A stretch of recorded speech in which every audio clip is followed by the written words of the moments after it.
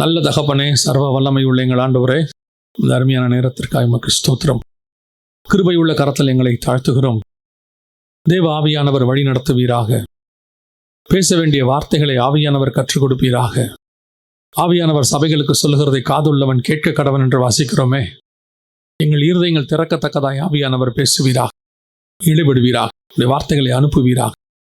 எங்கள் ஆண்டவர் இயேசு கிறிஸ்துவின் நாமத்தில் பிதாவே. அல்லேலூயா. எபேசியருக்கு எழுதின நிருபம் 4ஆம் அதிகாரம் 30வது வசனம் சொல்கிறது, அன்றியும் மீட்கப்படும் நாளுக்கென்று முத்திரையாய் பெற்ற பரிசுத்த ஆவியை துக்கப்படுத்தாதிருங்கள். நாம் அறிந்திருக்கிறபடி இயேசுவானவர் பரலோகத்திற்கு ஏறி போவதற்கு முன்பதாக நமக்கு வாக்கு பண்ணினது, அதுவும் பிதாவின் வாக்கு தத்தம் என்று வேதம் சொல்லுகிறது. நீங்கள் கலாத்தியருக்கு வாசிக்கும் பொழுது பிதாவின் வாக்கு தத்தம் அப்படின்னு இருக்கிறோம்.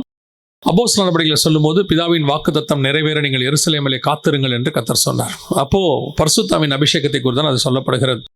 பரிசுத்த ஆவியானவரை குறித்து இப்பொழுது இல்லை, ஆவியானவர் இல்லை, அந்நிய பாஷை இல்லை, இப்படி நிறைய உபதேசங்கள் இருந்தாலும் கூட வேதாகமத்தினுடையதான சத்தியத்தின்படி பரிசுத்த ஆவியானவர் உண்டு. பரிசுத்த ஆவியானவர் தான் சபையை நடத்துகிறார். பரிசுத்த ஆவியானவர் தான் சபைக்கு போதிக்கிறார். இன்னும் சொல்ல போனால் இப்பொழுது நம் கையில் இருக்கிற வேத வாக்கியங்கள் எல்லாம் தேவ ஆவியானவராலே அருளப்பட்டிருக்கிறது. அருளப்படுவது மட்டுமல்ல, அவர் தான் போதிக்கிறவராகவும் இருக்கிறார். அப்போ இந்த ஆவியானவர் தான் நமக்கு முத்திரை, சீல் அப்படின்னு அர்த்தம். அதோட அர்த்தம் என்னன்னா, நீங்கள் பார்த்துருப்பீங்க, எந்த ஒரு இடத்துக்கு போகும்போதும், வெளிநாட்டுக்கு போனீங்கன்னா கூட அந்த நாட்டுக்குள்ளே நுழையும் போது ஒரு சீல் போடுவாங்க. பாஸ்போர்ட்டில் என்ன செய்வாங்க? சீல் போடுவாங்க. அல்லது நீங்கள் ஒரு தீம் பார்க் எதுக்காவது நீங்கள் போனீங்கன்னா அவங்க கையில் என்ன செய்வாங்க? ஒரு காரியத்தை கட்டி ஒரு சின்ன ஓட்டை போடுவாங்க, ஏதோ ஒன்று செய்வாங்க இல்லையா? அந்த மாதிரி பரலோகத்துக்குள்ளே நுழைவதற்கு பரிசுத்த ஆவியானவர் தான் நமக்கு என்னவாக இருக்கிறார்? சீலாக இருக்கிறார். அவர் தான் வசனம் சொல்லுது, பரிசுத்த ஆவியை துக்கப்படுத்தாதிருங்கள், மீட்கப்படும் நாளுக்கென்று முத்திரையாய் பெற்ற பரிசுத்த ஆவி என்று வேதம் சொல்லுகிறது. அப்போ இந்த பரிசுத்த ஆவியானவர் கையில் தான் எல்லாமே இருக்குது, சபை உருவாக்குதல். இப்போது ஆபிரகாம் என்ன செய்கிறாரு? தன்னுடைய ஊழியக்காரரை அழைத்து, நீங்கள் போய் என்ன பண்ணுங்கள், ஈசாக்குக்கு போய் மணவாட்டியை பார்க்க சொல்கிறார். இப்போது மணவாட்டியை பார்த்து இவர் கூட்டிகிட்டு வரார். யார் கூட்டிகிட்டு வரா? ஊழியக்காரர் கூட்டிகிட்டு வரார். இந்த ஊழியக்காரருடைய கன்ஃபர்மேஷன் தான் ரெபேக்காளையும் ஈசாக்கையும் இணைக்கும். ஊழியக்காரர் என்ன கொடுக்கணும்? அந்த கன்ஃபர்மேஷன் கொடுக்கணும். இந்த ரெபேக்கா ஈசாக்குக்கு ஏற்றவங்க. எதை வச்சு சொல்கிறீங்க? நான் டெஸ்ட் பண்ணி பார்த்தேன், அவங்க நீரூற்று நிலையில் இருக்கும்போது ஒட்டகத்துக்கு தண்ணி ஊற்றணும்னு சொன்னேன், அவங்க சொன்னாங்க அப்படின்லாம் சொல்லணும். அதற்கு பிறகு அவங்க வீட்டுக்கு போனேன், அவங்க வீட்டில் என்ன நடந்தது, இந்த காரியங்கள்லாம் நடந்தது, கடகம் போட்டேன். அதுக்கு பிறகு லாபான் ஒரு வாக்குத்தத்தம் பண்ணார், இந்த மாதிரி உன் சத்துரின் வாசல்களை சுதந்திரம், இந்த மாதிரி எல்லா காரியத்தையும் சொன்னாதான் ஆபிரகாமுக்கு என்னவாகும்? உத்தரவாதம் வரும். ஆமாம், கரெக்டு, நம்ம ஊழியக்காரர் கரெக்டான மணவாட்டியை தேர்ந்தெடுத்திருக்கிறார். அப்போ அந்த ஊழியக்காரருடைய பார்ட் ரொம்ப இம்பார்ட்டன்ட். மணவாட்டியை கொண்டு போய் மணவாளன்கிட்ட சேர்க்கிற வரைக்கும் அந்த ஊழியக்காரருடைய பார்ட். இதே மாதிரி தான் எஸ்தரை கொண்டு போய் நேராக ராஜா கிட்ட கொடுக்க மாட்டாங்க. யார் கையில் கொடுப்பாங்கன்னா, ஏகாங்கிற ஒரு கையில் தான் ஒப்படைப்பாங்க. அந்த ஏகா தான் என்ன பண்ணுவார்னு கேட்டிங்கன்னா, எஸ்தரை ரெடி பண்ணுவார். ஒரு வருஷம் அவங்க என்ன பண்ணுவார்? 7 தாதி மாதர்களை வச்சு எஸ்தரை சுத்திகரித்து ராஜாவுக்கு ஏற்ற மாதிரி மாற்றுவாங்க. அதனால கடைசியாக பார்த்தா ராஜா எஸ்தரை எல்லாரை பார்க்கலும் அதிகமாக நேசித்தான் அப்படின்றது. இந்த இடத்துக்கு வரணும்னா ஏகாவுடைய பார்ட் ரொம்ப இம்பார்ட்டன்ட். ஏகா இல்லாமல் எஸ்தரால் ராஜகுமாரத்தியாய் மாற முடியாது. அவர் தான் அங்கே ரெடி பண்ணணும்னு வச்சுக்கோங்க. இங்கே ஊழியக்காரன் இல்லாமல் ரெபேக்காளால் ஈசாக்கை சந்திக்கவே முடியாது. அவர் தான் சூஸ் பண்ணணும்னு வச்சுக்கோங்களேன். அதே மாதிரி தானியேலை கொண்டு போய் என்ன செய்வாங்கன்னு பார்த்தீங்கன்னு சொன்னால், நேரடியாக ராஜாவுக்கு இடத்துல கொலு மண்டபத்தில் கொண்டு போய் உட்கார வைக்க மாட்டாங்க. முதல்ல என்ன கொண்டு வாங்க பார்த்தீங்கன்னா, ஒருத்தர் கையில் போய் ஒப்படைப்பாங்க. பிரதானியின் கையில் இருக்கும், இங்கிலீஷில் ஈனோக்குன்னு இருக்கும். அவர் கையில் கொண்டு போய் ஒப்படைப்பாங்க. அவர் தான் ராஜாவுக்கு அந்த மந்திரியாக இருக்கக்கூடிய, தளபதியாக இருக்கக்கூடிய, அல்லது அந்த இடத்துல கவர்னராக இருக்கக்கூடியதான தானியேலை மாற்றுவதற்கான வேலையை யார் செய்வார்னா இவர் தான் செய்வார். அந்த பிரதானி தான் செய்வார். இவர் ரெடி பண்ணி தான் கொண்டு போய் கொடுப்பார். அதே மாதிரி தான் உங்களை என்னையும் பூமியிலிருந்து கர்த்தர் செலக்ட் பண்ணிட்டாரு. ஆனால் செலக்ட் பண்ண நம்மளை இன்னைக்கு வச்சு ஆவியானவர் தான் ரெடி பண்ணிக்கிட்டு இருக்கிறார். ஆவியானவருடைய கன்ஃபர்மேஷன் இருந்தால்தான் நீங்கள் நானும் மணவாளனை சந்திக்க போக முடியும். ஆவியானவருடைய கன்ஃபர்மேஷன் இருந்தால்தான் நாம் பிதாவின் வீட்டுக்குள்ளே நுழைய முடியும். ஆவியானவர் நமக்கு உத்தரவாதம் கொடுத்தால்தான் நம்மை பரலோகம் ஏற்றுக்கொள்ளும். ஸோ மீட்கப்படும் நாளுக்கென்று முத்திரையான பரிசுத்த ஆவி, பரிசுத்தாவின் அபிஷேகத்தை பெறுகிறோம். எல்லாருமே பரிசுத்தாவின் அபிஷேகத்தை பெற்றவங்கள தான் நீங்கள் இருப்பீங்க. ஏன்னா சபைக்குள்ள வந்த உடனே இந்த பரிசுத்தாவின் அபிஷேகத்தை பெறதுல இருவேறு கருத்து இருக்கு. அதை மட்டும் நான் சொல்லிட்டு அதுக்கப்புறம் நம்ம செய்திக்குள்ள போயிடுவோம். இருவேறு கருத்துனா என்னன்னா, நீங்க ரட்சிக்கப்பட்ட உடனே ஆவியானவர் உங்களுக்குள்ள வந்துடுறாரு அப்படின்னு சொல்லி ஒரு சிலர் நம்புறாங்க. பரிசுத்த ஆவியானவரால் தான் நம்ம ரட்சிப்புக்குள்ளேயே வரோம், அவர் தான் நம்மளை ரட்சிப்புக்கு எதுவாக நடத்தினாரு. ஸோ பரிசுத்த ஆவியானவர் உங்களுக்குள்ள இல்லாட்டி இதெல்லாம் நடந்திருக்காது, தனியாக பரிசுத்தன் அபிஷேகம் ஒன்று கிடையாது அப்படின்னு சொல்லுவாங்க. வேதத்திலேருந்து நான் 2 உதாரணத்தை சொல்லிடுறேன். முதலாவதாக 3.5 வருஷமாக 12 சீஷர்கள் பின்தொடர்றாங்க. எல்லாத்தையும் விட்டுட்டு பின்தொடர்றாங்க. ஆனால் பரிசுத்தாவின் அபிஷேகத்தை பெற்றாங்க நாங்கள் இல்லை. இயேசு சொல்றாரு, உன்னதத்திலிருந்து பெலன் வருகிற வரைக்கும் நீங்கள் எருசலேமில் போய் என்ன செய்யுங்க? தங்கி இருங்கள் அப்படிங்கிறார். அப்போ இயேசு கூடவே நடந்தாலும் இயேசுக்கு பின்னாடியே வந்தாலும், இயேசு கூடவே தங்கினாலும் 3.5 வருஷம் இருந்தாலும் அவங்க இன்னும் என்ன பெறல? பரிசுத்தாவின் அபிஷேகத்தை பெறல. இன்னும் சொல்ல போனா உலகத்திலேயே பரிசுத்தாவினாலேயே பிறந்தவர் அவர் ஒருத்தர் மட்டும்தான் இருக்கிறாரு. பரிசுத்தாவின் அபிஷேகத்தால் நிரப்பப்பட்டவர் ஒருத்தர் தான் இருக்கிறாரு. அவர் கூட இருந்தே அவங்க என்ன பெறல? பரிசுத்தாவின் அபிஷேகத்தை பெறல. அதுக்கு அவங்க காத்திருக்க வேண்டியதாக இருந்துச்சு. ஒருவேளை இப்படி சொல்லுவாங்க, அதெல்லாம் இயேசு பரிசுத்தாவின் அபிஷேகத்தை கொடுக்குற வரைக்குங்க, அதுக்கப்புறம் இயேசுவின் காலத்துக்கு பிறகு சாதாரண பரிசுத்தாவி எல்லாருக்குள்ளே வந்துடுறாரு. அப்படியும் இல்லை. தமஸ்குக்கு போகிற வழியிலேயே பவுல் என்ன செய்கிறாரு? இயேசுவை சந்திச்சார், சவுண்டை கேட்டுறாரு. சவுலே சவுலே நீ ஏன் என்னை துக்கப்படுத்துகிறாய் அப்படின்னு சொன்ன உடனே அங்கேயே ஆண்டவர் அவர் சவுலை சந்திச்சார். ஆனால் நேர்த்தருவில் போய் அவர் தங்கி இருந்து ஒரு வீட்டுக்குள்ளே இருக்கும் பொழுது அனனியா போய் அவர் மேலே என்ன செய்கிறாரு? பரிசுத்த அபிஷேகத்தை அவர் பெற்றுக்கொள்கிறார் என்று சொல்லி நாம் பார்க்கிறோம். ஏன் அப்போ பரிசுத்த அபிஷேகம் அதுக்கப்புறம் வந்துருச்சு. ஆவியில் அவங்க இருந்து நியாய தீர்ப்பு கொடுக்குற அளவுக்கு மாறிட்டாங்க பேதுருவெல்லாம் அனனியா சப்பீராளுக்கு. இது அதுக்கப்புறம் நடக்கிற சம்பவம். அப்போ பரிசுத்தவனுடைய ஆளுகை இருக்கு. ஆனாலும் ரட்சிக்கப்பட்ட உடனே ஆவியானவர் உள்ளே வரல. ஒரு நாள் வருகிறது, கரெக்டாக உள்ளே வருகிறார் ஆவியானவர். அதனால எதுக்கு உங்களுக்கு என்ன சொல்ல வரேன்னா, பரிசுத்தாவின் அபிஷேகம் என்பது அவசியம், கட்டாயம் பெற வேண்டும். திருச்சபைக்குள்ளே வந்த பிறகுதான் அது கிடைக்கும். ஆண்டவர் ஏற்றுக்கொள்ளப்பட்ட பிறகு, நான் சொல்றது கட்டடத்துக்குள்ள அல்ல, கர்த்தருக்குள் வந்த பிறகுதான் அது கிடைக்கும். ஸோ பரிசுத்தாவியானவர் நமக்குள்ள வந்துடுறாரு. நம்ம எல்லாம் ஆவிக்குரிய சபையாக இருக்கிறோம். இன்னைக்கு ஆவிக்குரிய சபைகள் என்று சொல்லக்கூடியவர்கள் எல்லாருமே இருக்கிறோம். பரிசுத்தாவியானவர் விசுவாசிக்காத ஒரு கூட்டம் இருக்கு. ஆனால் பெரும்பான்மையானவர்கள் பரிசுத்தாவியானவரை விசுவாசிக்கிறார்கள். அப்படி விசுவாசிக்கும் பொழுது இந்த பரிசுத்த ஆவியை நமக்குள்ள ஆண்டவர் கொடுத்திருக்கிறாரு. வசனம் சொல்லுது, அவரை துக்கப்படுத்தாதபடி பார்த்துக்கோங்கன்னு இருக்கிறது. எப்போ வரைக்கும்? அவர் வருகிற வரைக்கும், அல்லது இவர் கொண்டு போய் நம்மளை அவங்ககிட்ட ஒப்படைக்கிற வரைக்கும். இப்போ உங்ககிட்ட ஒரு கேள்வி கேட்கிறேன். ஆவியானவர் உங்களுக்குள்ள துக்கத்தோடு இருக்கிறாரா, சந்தோஷமாக இருக்கிறாரா? துக்கத்தோடு இருக்கிறாரா, சந்தோஷமா இருக்கிறாராங்கிறது உங்களுக்கு தான் தெரியும். உங்க கூட இருக்கிற ஆவியானவருக்கு தான் தெரியும். நமக்குள்ள வேதம் சொல்லுது, துக்கப்படுத்தாதபடி. இந்த எபேசியர் 4:30 எவ்வளவு அழகா எழுதுறா பாருங்களேன். மீட்கப்படும் நாளுக்கென்று முத்திரையாய் பெற்ற பரிசுத்த ஆவியை துக்கப்படுத்தாதிருங்கள். ஏன்னா உள்ளுக்குள்ள வந்து இருக்கிறார். ஏன்னா ஆவியானவர் சாதாரணமான விஷயமே கிடையாது. பரிசுத்த ஆவியானவர். அவருக்கு பேர் என்னது? பரிசுத்த ஆவியானவர். நீங்க பார்த்துருப்பீங்க முந்தியெல்லாம், இப்போ கொஞ்சம் மாறிடுச்சு. முந்தியெல்லாம் பார்த்துருப்பீங்க, இந்த ரோட்ல ட்ரைனேஜ் கிளீன் பண்றவங்களை பார்த்துருப்பீங்க. அந்த பெரிய சம்புக்குள்ள இறங்கி கிளீன் பண்ணுவாங்க. நான் சின்ன குழந்தையா இருக்கும் போதெல்லாம் உள்ள முங்கி போய் கிளீன் பண்ணிட்டு வரவங்களாம் இருப்பாங்க. அவர்களும் மனுஷர்கள் தான். அவர்களுக்கு எவ்வளோ வேதனை இருக்கும், அந்த நேரத்தில் எவ்வளோ கஷ்டம் இருக்கும், எவ்வளோ துர்நாற்றம், எல்லாத்தோடு கூட சகிச்சுக்கிட்டு அவங்க என்ன பண்ணுவாங்க? ஒரு அந்த இடத்த கிளீன் பண்ணணும், இல்லைன்னா அந்த ஏரியாவே என்னவாயிரும்? நாசமாக போயிடும். அந்த ஜனங்களுக்காக அவர் என்ன பண்ணுவாங்கன்னா, அந்த ஒருத்தர் உள்ளே போயிட்டு வர்றாரு. அது எவ்வளோ பெரிய தியாகம் பாருங்க. அதில் செத்து போனவங்களாம் இருக்காங்க. உள்ள அந்த இதை அடைச்சி அப்படியே செத்து போனவங்களாம் இருக்கிறாங்க. அவ்வளோ பெரிய தியாகம் அது. அந்த தியாகத்திலிருந்து லட்சம் மடங்கு கோடி மடங்கு பெருசுதான் ஆவியானவர் உங்களுக்குள்ளேயும் எனக்குள்ளேயும் வாசம் பண்ணுவது. அது ஒரு 10 பேருடையதான கழிவுகளுக்குள்ளே அவங்க போயிட்டு வராங்க. நம்முடைய ஜென்ம சுபாவத்தில் இருக்கிற பாவத்துக்குள்ள ஆவியானவர் வாழ்ந்து கொண்டு இருக்கிறார். அவர் அப்படியே உள்ள அந்த நாத்தத்துக்கு நடுவில் உட்கார்ந்து இருக்கிறாரு. இன்னும் சொல்ல போனா, நீங்க ரத்தத்தால கழுவப்பட்டு சுத்தமாயிட்டீங்க. பழையது கிளீன் ஆயிடுச்சு. பழைய ட்ரைனேஜ் அவர் கிளீன் பண்ணிட்டு போயிட்டாரு. ஆனா புதுசா கழிவுகள் வந்து விழுந்துகிட்டே இருக்கும். ரட்சிக்கப்பட்ட பிறகு நம்ம கிட்ட பாவம் இல்லைன்னு சொல்ல முடியுமா? பாவம் இல்லை என்று சொல்லுவோமானால் நாம வேற நம்ம என்ன செய்யறோம்? பைபிள் சொல்லுது, யோவான் எழுதுறாரு. அப்ப நல்லா கவனிச்சுக்கொள்ளுங்க, நமக்குள்ள இன்னும் அந்த பாவங்க இருக்கு. அப்ப இந்த ஆவியானவர் என்ன பண்ணுவாரு? இன்னும் உட்காந்து அதை சரி பண்ணிட்டே இருப்பாரு. ஆனா சரி பண்ணிட்டே இருக்கும் பொழுது அவர் துக்கத்தோட சரி பண்றாரா? அவர் சரி பண்றதுக்கு தான் இருக்கிறார். ஏன்னா வசனம் தெளிவா சொல்லுது, யோவான் 16 அவர் பாவத்தை குறித்தும் நீதியை குறித்தும் நியாய தீர்ப்பு குறித்தும் உலகத்தை கண்டித்து உணர்த்துவார். அவருடைய வேலையே அதுதான், கிளீன் பண்றது தான். ஆனால் கிளீன் பண்ற ஆவியானவர் உங்களுக்குள்ள எனக்குள்ளேயும் சந்தோஷமா கிளீன் பண்றாரான்றதான் கேள்வி.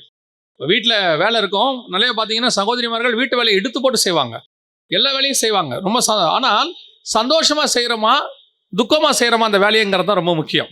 வேதம் சொல்லுது, துக்கப்படுத்தாதபடி பார்த்துக்கொள்ளுங்கள் அப்படின்னு இருக்கு. அப்போ இந்த வசனத்தை காலையில் தியானிச்சுட்டே இருக்கும்பொழுது ஆவியானவர் உணர்த்தின ஒரு காரியம், நான் எப்பெல்லாம் துக்கப்படுறேன் தெரியுமா?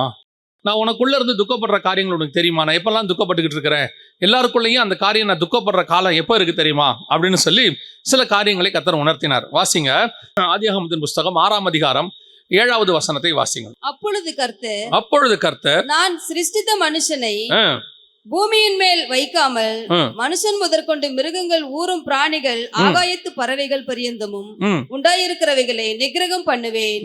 நான் அவர்களை உண்டாக்கினது எனக்கு மனஸ்தாபமா இருக்கிறது. இதுதான் முதல்ல கர்த்தருக்கு மனஸ்தாபம் ஏற்படுச்சான். கர்த்தர் அப்பதான் என்ன செய்யறாராம்? ரொம்ப வேதனைப்படுறாராம். நான் இவனை மனஸ்தானம் உண்டாக்கிட்டேனே நான். இப்படி எனக்கு ரொம்ப ஆச்சரியமா இருந்துச்சு இந்த காரியத்தை கர்த்தர் சொல்லும் போது. ஏன் அப்படின்னு கேட்டீங்கன்னா, ஆதியாகமத்துல 3ஆம் அதிகாரத்துல ஆதாம் பாவம் செய்யறாரு. பாவம் செய்யும் போது கர்த்தர் துக்கப்பட்டாருன்னு இல்லை, மனஸ்தாபப்பட்டாருன்னு இல்லை, வேதனைப்பட்டாருன்னு இல்லை, கவலைப்பட்டார், எதுவுமே இல்லை அந்த இடத்துல. நீங்க போய் 3ஆம் அதிகாரத்தை வாசிச்சு பாருங்க. ஆதாம் கூட உட்காந்து பேசிக்கிட்டு இருப்பாரு. ஆதாமே நீ எங்கே இருக்கிறாய்? நான் விளக்கின கனியை நீ புசித்தாயோ? அப்புறம் நீ உன் மனைவியின் பேச்சை கேட்டபடியினால், இப்படின்னு சொல்லிட்டு ஆண்டவர் பேசிக்கிட்டே இருப்பாரு. அதுக்கப்புறம் ஆதாமை துரத்திட்டு காவல் வச்சாரு, இப்படின்னு இருக்கும். அதுக்கப்புறம் பார்த்தீங்கன்னா ஏவாளுக்கு பிரசவம் பார்ப்பாரு, கர்த்தரால் ஒரு குமாரனை பெற்றேன், இப்படி இருந்துகிட்டே இருக்கும். இப்போ கர்த்தர் இந்த வார்த்தையை சொல்றாரு இல்லையா 6ஆம் அதிகாரத்தில். இந்த 6ஆம் அதிகாரத்தில் கர்த்தர் சொல்லும் போது ஏறக்குறைய 1500 வருஷத்துக்கு மேலே மாறிடுச்சு. 1500 1800 வருஷம் ஆயிடுச்சு. அந்த காலகட்டத்தில் தான் இது நடக்குது. இந்த காலகட்டத்தில் கர்த்தர் சொல்றாரு, நான் மனுஷனை உண்டாக்கினதுக்கு என்ன படுகிறேன், மனஸ்தாபப்படுகிறேன், நான் ரொம்ப வருத்தப்படுறேன்ப்பா, இப்படி ஒரு மனுஷனை உண்டாக்கிட்டேனே. என்ன காரணத்தினால இது நடக்குது, ஏன் அவர் இப்போ துக்கப்படுறாரு? ஆதாம் பாவம் செய்யும் போது கூட துக்கப்படாத தேவன் ஒரு இடத்தில் மனுஷனை பார்த்து துக்கப்படுகிறார். இப்போ எதனால அந்த துக்கம் அவருக்கு வருது அப்படின்னு சொல்லி நீங்க கவனிச்சு பார்த்தீங்கன்னா, அந்த வசனத்துல அழகா இருக்குது. வாசிங்க, 6ஆம் அதிகாரம் ஆதியாகமத்தின் புஸ்தகம் 3வது வசன வாசி. அப்பொழுது கர்த்தர், என் ஆவி என்றைக்கும் மனுஷனோட போராடுவதில்லை, என் ஆவி என்றைக்கும் மனுஷனோடு கூட போராடுவதில்லை, அவன் மாம்சம் தானே, அவன் மாம்சம் தானே. நல்ல கவனிங்க, கர்த்தருக்கு எப்போ மனஸ்தாபம் வருதுன்னா, இப்போ ஆதாம் பாவம் செஞ்ச உடனே அவனை மீட்கலான்னு அவருக்கு ஒரு நம்பிக்கை இருக்குது. ஏன்னா அவர் படைப்பின் கர்த்தர், சர்வ வல்லமை உள்ள தேவன். அவர் என்ன செய்யறாரு, அவன் மீட்கிறதுக்கான ஒரு ப்ராசஸ் ஸ்டார்ட் பண்ணிட்டாரு. அவன் தப்பு செஞ்ச உடனே அவனை தோட்டத்தை விட்டு அனுப்பிட்டு ஜீவ விருட்சத்துக்கும் அதுக்கு ஒரு காவலை உண்டாக்கி விட்டு அவனை திருப்பி மீட்க முடியணுங்கிறத நம்பிக்கை கர்த்தருக்கு இருக்குது. ஸோ இப்போ அவருக்கு நம்பிக்கை போகலை. இப்போ எப்படி இவனை காப்பாற்றிடலாம், எப்படி இவனை கொண்டு வந்துடலாம் அப்படின்னு கர்த்தருக்கு அவன் மேல் நம்பிக்கை இருக்குது. ஆனால் ஒரு 1650 வருஷம் போகுது போகுது போகுது, பார்க்க அந்த மனுஷனை காப்பாற்ற முடியாதுங்கிற இடம் ஒன்று வருது. இவனை இனி மீட்க முடியாது, இனி இவன் அவ்வளோதான், இவனை அழிச்சால் ஒழிய வேற வழியே கிடையாது அப்படிங்கிற இடம் வருது. ஸோ இப்போ இவர் ஆவியா இருக்கிறாரு. இந்த ஆவியான தேவன் மனுஷனோடு கூட போராடி பார்க்கிறாரு. இந்த மனுஷனோட போராட ஒரு இடத்துல கர்த்தருக்கு என்ன உண்டாகுது, மனஸ்தாபம் உண்டாகுது. இவனை காப்பாற்ற முடியாது, இவனை அழிக்கத்தான் வேணும். இதுதான் கர்த்தர் மனஸ்தாபப்பட்டது. நம்ம கிட்ட கர்த்தர் எத்தனை தடவை போராடிக்கிட்டு இருக்கிறார் யோசிச்சு பாருங்க. நான் ஒரு வசனத்தை வச்சு யோசிச்சு பார்த்தேன். ஆண்டவர் சொல்றாரு, எத்தனை தடவை மன்னிக்க வேண்டும் என்று கேட்டபோது எத்தனை தடவை மன்னிக்க சொன்னாரு, 770 தடவை. இந்த 770 தடவைங்கிறத நிறைய பேர் நிறைய இன்டர்பிரேஷன் கொடுக்குறாங்க. 770னா என்ன அப்படின்னா 770 தடவை மன்னிக்க சொன்னார் ஒரு நாளைக்கு அப்படின்னு சொல்லி. இன்னும் கொஞ்சம் பேர் சொல்றாங்க 7 × 70 490 தடவை மன்னிக்க சொன்னாரு அப்படின்னு சொல்றாங்க. அது எத்தனை தடவையோ, 770 அல்லது 490 அல்லது 7 பக்கத்துல 70 சைபர் போட்டுக்கிட்டீங்களோ, எத்தனை தடவை வேணா இருக்கட்டும், கர்த்தர் மன்னிக்க வல்லமை உள்ளவர். கர்த்தர் மன்னிக்க அவர் எந்த காலகட்டத்திலும் மன்னிக்கிறதுல சலைச்சவரே கிடையாது. அவரை போல நம்ம மன்னிக்கிறதுக்கு ஒரு தேவன் உலகத்துல கிடையவும் கிடையாது. ஆனால் ஒரு இடத்துல கர்த்தர் முடிவெடுக்கிறாரு, இவனை காப்பாற்ற முடியாது, இவன் அவ்வளவுதான் அப்படின்னா எந்த இடத்துல அவனுடைய மாம்சம் என்னைக்கு இந்த ஆவியோடு கூட போராட தொடங்குகிறதோ, இவர் ஆவி என்ன பண்றாரு, மாம்சத்தை ஜெயிக்கிறதுக்கு வழி சொல்லி கொடுக்கிறாரு, அவனை காப்பாற்றணும்னு நினைக்கிறாரு. ஆனா இவன் என்ன பண்றானா, அவரோடு கூட போராடுறான். கர்த்தர் காப்பாற்ற நினைக்கிறாரு. நீங்க போய் இந்த வசனத்தை அப்படியே, இந்த காரியத்தை 6ஆம் அதிகாரத்தை அப்படியே பவுல் எழுதுவார். வாசிங்க. உள்ளான மனுஷனுக்கு ஏற்றபடி தேவனுடைய நியாயப்பிரமாணத்தின் மேல் பிரியமாயிருக்கிறேன். நல்லா கவனிச்சுக்கொள்ளுங்க. எனக்குள்ள ஒரு மனுஷன் இருக்கா, மறுபடி பிறந்துட்டான். கிறிஸ்துவுக்குள்ள பிறந்த இன்னொரு மனுஷன், அதான் புதிய பிறப்பு. நான் மறுபடி பிறப்புங்கிறதும் ரட்சிப்பு, இதெல்லாம் நம்ம சொல்றோம். அவனுடைய பிரமாணத்தின்படி நான் சந்தோஷமா இருக்கிறேன். வாசிங்க. ஆகிலும் என் மனதின் பிரமாணத்துக்கு விரோதமாய், என் மனதின் பிரமாணம் உள்ள எனக்குள்ள ஒரு சந்தோஷம் இருக்குதுல்ல, கரெக்டா மறுபடி பிறந்துட்டேன், வசனத்தை ஃபாலோ பண்றேன், இப்படி எல்லாம் இருக்கணும்னு நினைக்கிறேன். இந்த மனதின் பிரமாணத்துக்கு விரோதமாய் போராடுகிற வேறொரு பிரமாணத்தை என் அவயவங்களில் இருக்க காண்கிறேன். அது என் அவயங்களில் உண்டாயிருக்கிற பாவ பிரமாணத்துக்கு என்னை சிறையாக்கி கொள்ளுகிறது. இப்போ பவுல் நம்மள மாதிரி அவர் எழுதுறாரு, எனக்குள்ள ஆசை இருக்குது, எனக்குள்ள ஒரு பிரமாணம் இருக்குது, நான் மறுபடி பிறந்துட்டேன், கிறிஸ்துவுக்குள்ள வந்துட்டேன், எனக்குள்ள இருந்து ஆவியானவர் என்ன செய்யறாரு, எனக்கு உணர்த்துறாரு, கண்டித்து உணர்த்துறாரு, இந்த பாவத்தை செய்யக்கூடாதுன்னு சொல்றாரு. ஆனால் இதை தாண்டி என் மாம்சத்தில் ஒரு பிரமாணம் இருக்கிறது. இது என்ன செய்யுது, நான் விரும்பாததையே செய்கிறது. நான் என்ன செய்யக்கூடாதுன்னு நினைக்கணும் அது செய்யுது, நான் எதை விட்டு வளர்க்கணும்னு நினைக்கிறேனோ அது செய்யுது. இந்த ரெண்டும் எனக்கு போராட்டமா இருக்குன்றாரு. இதைத்தான் அந்த இடத்துல ஆண்டவர் சொல்றாரு, என் ஆவி மனுஷனோடு கூட போராடுவதில்லை. ஆதியாகமத்துல சொல்றாரு. அந்த போராடுற இடத்துல என்ன நடக்குதுன்னா, ஒரு இடத்துல இந்த மாம்சம் என்ன செய்யுது, ஆவிய கேட்க மாட்டேன்னு சொல்லிடுது, அப்படியே தொடர்ந்து செய்ய ஆரம்பிச்சிருது, பாவத்துக்கு தன்னை ஒப்பு கொடுத்துறது. கர்த்தர் பல நேரங்களில் உன்னோடு கூட கண்டித்து உணர்த்திக்கிட்டே இருக்கிறாரு, பேசிக்கொண்டே இருக்கிறார். ஆனால் இந்த மாம்சத்துக்கு ஒரு விருப்பம் இருக்குது, மாம்சத்துக்கு நமக்குள்ள ஒரு சுய சித்தம் இருக்கு, ஒரு எண்ணம் இருக்கு. திருப்பியும் சொல்றேன், அது வெறும் நீங்கள் நினைக்கிற பாவம் மட்டும் அல்ல. நமக்கு பாவம்னா என்ன? சிகரெட் பிடிக்கிறது, குடிக்கிறது, விபச்சாரம், வேசி மார்க்கம், கண்களின் இச்சை, ஜீவனத்தின் பெருமை, மாம்சத்தின் இச்சை, இதெல்லாம் மட்டுமே நமக்கு பாவமா இருக்கிறது. அதல்ல, இதையும் தாண்டி இன்னும் இருக்கு, என் பிதாவின் சித்தத்தின்படி செய்யாததும் பாவம். கர்த்தர் உங்களுக்கு ஒன்று நியமிக்கும் போது உங்கள் மாம்சம் இன்னொன்றை செய்ய சொல்லும். கர்த்தர் உங்களை ஒரு வாழ்க்கையை வாழ சொல்லும் போது உங்கள் மாம்சம் வேறொரு வாழ்க்கையை வாழ சொல்லும். கர்த்தர் ஒன்றை நியமித்து ஒரு பாதையில உங்களை ஓட சொல்லும் போது உங்கள் மாம்சம் இன்னொன்றை செய்ய சொல்லும். ஏன்னா மாம்சம் உலகத்துக்கு ஏத்த மாதிரி உங்களை செயல்பட சொல்லும். இங்க இருக்கிறதுக்கு பிராக்டிக்கலா அதுதான் சரின்னு சொல்லும். ஆனால் ஆவி இருக்குதுல்ல, அது பரலோகத்துக்கு ஏத்த மாதிரி உங்களை செய்ய சொல்லும். அந்த பரலோகத்துக்கு ஏத்த மாதிரி நீங்கள் செய்யும் போது இந்த மாம்சத்துக்கு ஏத்த மாதிரி, பூமிக்கு ஏத்த மாதிரி மாம்சம் உங்களை போராட சொல்லும். இப்ப வாசிங்க, ரோமர் நிருபம் 8ஆம் அதிகாரம் 1வது வசனத்தை வாசிங்க. ஆனபடியா கிறிஸ்து இயேசுவுக்கு உட்பட்டவர்களாய் இருந்து, கிறிஸ்து இயேசுவுக்கு உட்பட்டவர்களாய் இருந்து, மாம்சத்தின்படி நடவாமல், நல்ல கவனிங்க, மாம்சத்தின்படி நடவாமல் ஆவியின்படியே நடக்கிறவர்களுக்கு ஆக்கினை, ஆவியின்படி நடக்கிறவர்களுக்கு ஆக்கினை தீர்ப்பில்லை. அப்ப என்ன அர்த்தம்? அந்த இடத்துல மாம்சத்தின்படி நடந்து ஆவியை அவங்க அவிச்சு போட்டதுனால கர்த்தர் போராட முடியாதுன்னு சொல்லிட்டு அவர்களை அழித்து போட்டார்னு வாசிக்கிறோம். அவர்களை என்ன பண்ணிட்டாரு? அழித்து போட்டாரு. மொத்தமா டோட்டல் க்ளோஸ். அவங்கள இதைத்தான் கர்த்தர் சொல்றாரு, மனஸ்தாபப்பட்டேன். ஆவியானவர் போராடிட்டே இருக்கிறார். உன்னை சரி பண்ணிடலாம், உன்னை எப்படியாவது கொண்டாந்துடலாம். இன்னைக்கு நமக்குள்ள ஒரு மாம்சம் இருக்கு. மாம்ச சிந்தை எனப்படுவது யாதெனில் உங்க எல்லாருக்கும் தெரியும். வாசிங்களேன், கலாத்தியர்கள் நிருபம் 5ஆம் அதிகாரம் 19வது வசனத்தை வந்து வாசிங்க பார்ப்போம்.